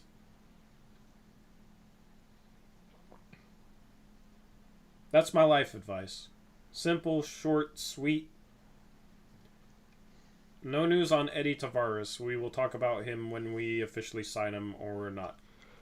Devin Murray asks, we have our pick back next year, right? We should tank again. It's lottery protected through 2028, so until that conveys, we thought it would actually play out, but it might not convey till who knows. Watch it just never convey. It's hilarious that pick being protected as long as it is might be a good thing. Yeah. We told you it would well, at some point it should just turn into seconds. Yeah, well, it does in 2028. I know, but earlier than that. Let's see. What was the? Oh, Zach asked how to be annoying as possible. I don't think you need advice on that, Zach. Yeah. You're first class already. Master troll. Portland 77 asked, if you were at Summer League sitting behind Joe, would you spill your beer? No, I wouldn't do anything like vicious like that. I might give him a sarcastic, hey, thanks for running Dame out of town, but yeah, I'm not going to be like a jerk or anything. you're probably a little bigger than him, and he's a big dude, so yeah, it's pretty comparable, probably. Yeah. I want to see you guys have that, whatever that cage match between Elon Musk and Mark Zuckerberg, or no, Mark Zuckerberg, I forget his name. I 100% guarantee if you say something about why did you run Dame out of town, you're instantly getting kicked. From Summer League? He's called security, yeah. He can't handle that, huh? No, he won't be able to handle that. If he even sits in the stands. That's why you gotta shout it from like a portion of the stands with like people you're friends with, and like everybody pretends like I don't know what you're talking about. Oh, you see, all the games are already sold out for tomorrow. Yeah, that's not a surprise. How many games are tomorrow in Vegas? I'm not sure. I know there's the two big ones with Wemby versus Brandon Miller and the men versus Scoot. So, yeah, just once again, we'll be live 4 o'clock, right? Live watch party on the main channel. Yeah. And then the Hornets and Spurs play after that. Yeah, 4 p.m. Have you watched any of them so far? No. I just don't even want to... like, basketball, watching NBA in my free time just is not really what I don't know. Like, normally I would, I just don't... I'm not in the mood to, basically. I'm not in the mood to. I haven't even watched Brandon Miller's lowlights yet. Nice. How many fouls in 2 games? I want to say it's like 16 or something like that. That's crazy. 14? I thought it was 15. I don't remember. A lot. I'm hoping a men goes off tomorrow. Tomorrow on the watch party, I want Scoot and Sharp to go off, but I also want a men to go off. Like, I'll be able to get hyped for all of them, you know? Because it just doesn't matter if we win. I mean, I want us to win, because Summer League Championships, you know, like, that matters. That's a jewelry piece now, because they give out rings now, so... Hang another banner. Yeah, hang another banner in the practice facility to motivate all our young guys when we bring them in. Look at all these Summer League Championships we've won. You can be a part of the next era. But it's I kind of... You know how Nick Saban at Alabama, he recruits by saying, if you come to Alabama, you're guaranteed to win a championship because he's won, like, with every class that's come in or whatever. That's like Joe Cronin's pitch, like, every class that's come in has won a Summer League championship. Yeah. Oh my god. You get a ring if you come sign on our Summer League team. NBA Summer League. How many have we won? Just 2, I think. Is it not 3? I don't know. List of Summer League champions. Can I get a list of... I can get a list of MVP winners. Oh, I can get a list of champions. Oh, yeah, it's just 2. 2018 and 2022. Yeah. In 2020, it was canceled. Championship MVP on our 2018 team was KJ McDaniels. And then in 2022, it was Trendon Watford. God, some of these names. Sacramento's won 2 of them. And we've won 2 of them. Yeah, we need to break our tie with the Kings. Yeah, so I want Portland to win, but I want the men to go off.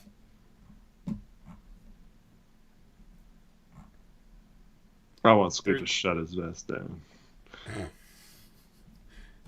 Well. I don't even think Scoot will be guarding him. Sharp can shut his ass down. Yeah. When a man is exploding off the ground with his 49-inch vert, Sharp's just gonna put his hands back down. Like, okay, he needs to fix that next year. Okay, like that was the one thing that drove me crazy last year with Sharp was like a guy would drive, get like half a step on him, and Sharp's athletic enough to block his shot, maybe at the rim, and Sharp just wouldn't even jump and would like put his hands down and just watch him shoot it right in front of him. Mm-hmm. He cannot be doing that anymore. Well, maybe you want to do that with the men. Well, maybe, but you know, I'm dropping a Summer League preview video tomorrow morning, and one of the things I said in that was you have 10 fouls. Like, I feel like maybe he did that because he didn't want to pick up fouls, but in Summer League you get 10 fouls, so there should be no reason he's doing that. Yeah. Like, I don't want to see him doing that at all. Mm. I want to see him like trying to finish off defensive plays. Like, even if the offensive player has a step on you, you're not beat. You can still make a play. That's what great defenders do. They recover well when they're beat, and they make it tough still. They make a play. Cole says, serious question. Do you think the Blazers re-signing Grant for $160 million annoyed Dame? What? Dame wanted Grant to be here. Yeah, why would that annoy him? He wanted them to bring in other players, too. Yeah. No, he just had nothing to do with Dame's decision. Anyone else need life advice? If not, I might run away now.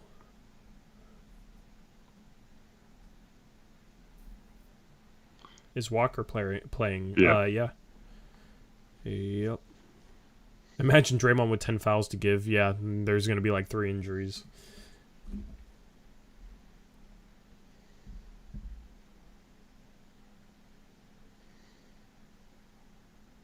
Trevin, that's just ridiculous.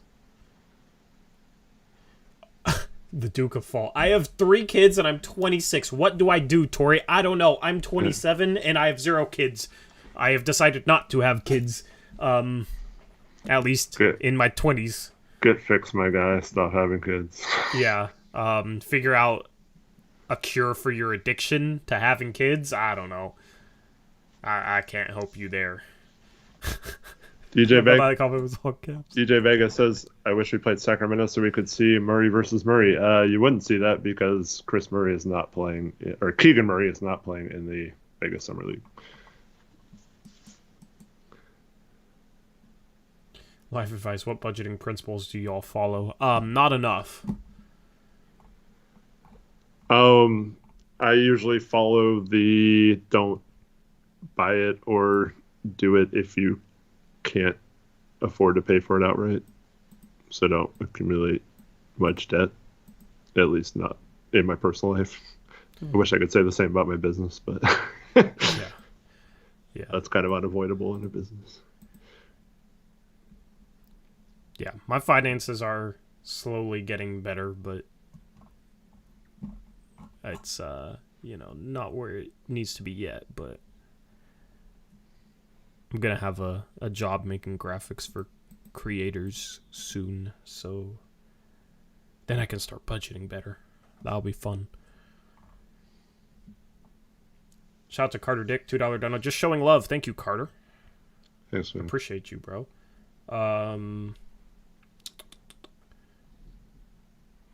Mad Mobile because they feel like, I don't know. Connor, we used to have all kinds of back in the day. Yeah. Connor, that's not something I have to announce to anyone. Like, they are a sponsor, yeah. And they extended, so that's good. We are not hard cap. We still technically have the mid-level exception, Tyler, but we're not far enough under the hard cap to use the mid-level exception, the full amount of it. So, yeah, I'd be surprised if this team goes into the tax. It would actually be so stupid if we actually trade Dame and then go in the tax to try and win. Jeez, oh my god, that would annoy me. The people would be like, you always wanted to go into the tax, now you're mad that they're in the tax? And it's like, yeah, I wanted them to go into the tax for freaking Dame. Why are they in the tax now? That would absolutely be the case. Alex, I probably could teach you how to improve your crossover. Yeah, Connor, it is cool news. It's great news. MVP Stroud, I would feel kind of bad, believe it or not. David C. $5 dono says, I took a pic with Dame 2 days ago. He's such a cool guy, y'all. Screw everyone who insults my childhood hero. Front office did him dirty. I agree, David. Thank you for the $5 dono. This seems to be like the one platform that has some agreement regarding that. Everywhere else I read, you have a lot of people that are just insulting Dame and blaming everything on him and all sorts of stuff. So this is the place for you, at least. Todd Keith, we're not going to back out of the Grant deal. That would be terrible. Grant's also a clutch client, and that would, be terrible for various reasons.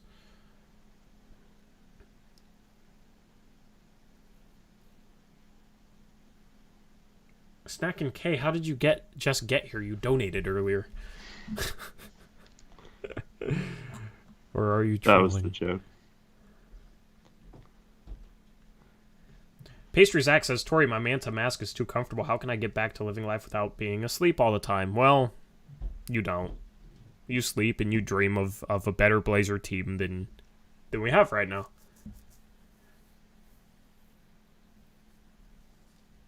Adam, that is no longer as viable financially. DoorDash just tries to strong arm its drivers into picking up orders that aren't worth it, and then if you don't pick up enough of those, then you get less orders. It's harder to schedule. They basically just try and force you into making a wage that is just not reasonable, and unless you work at certain times, there's certain times it is, but consistently it's hard.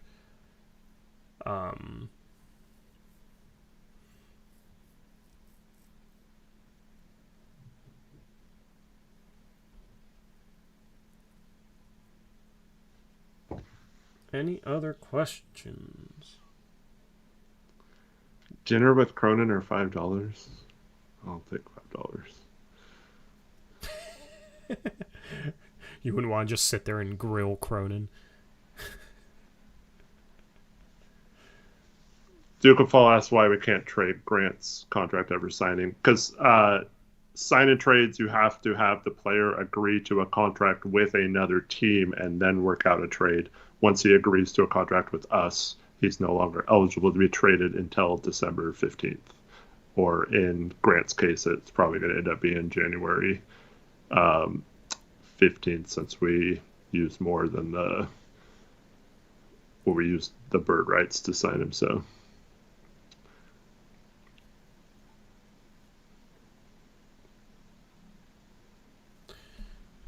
all right. Well, thank you for tuning in. We'll be live again tomorrow and Sunday. So we actually have some streams that aren't on a Monday or Thursday. This feels like we're in the regular season because I'm talking about a stream on Monday and Sunday. Friday and Sunday?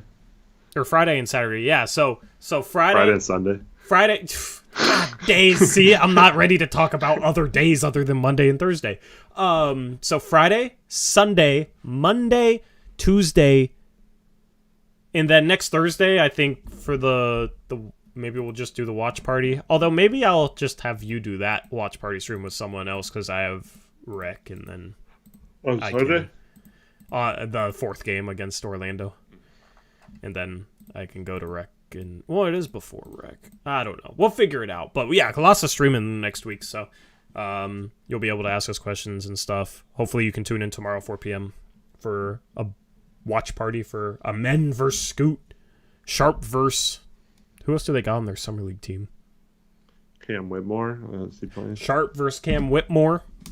Yeah, that's going to be a good game tomorrow. So looking forward to it. I think Tari's playing. Wow. Tari versus Chris Murray. Yeah, going to be good basketball tomorrow. Looking forward to it. Hopefully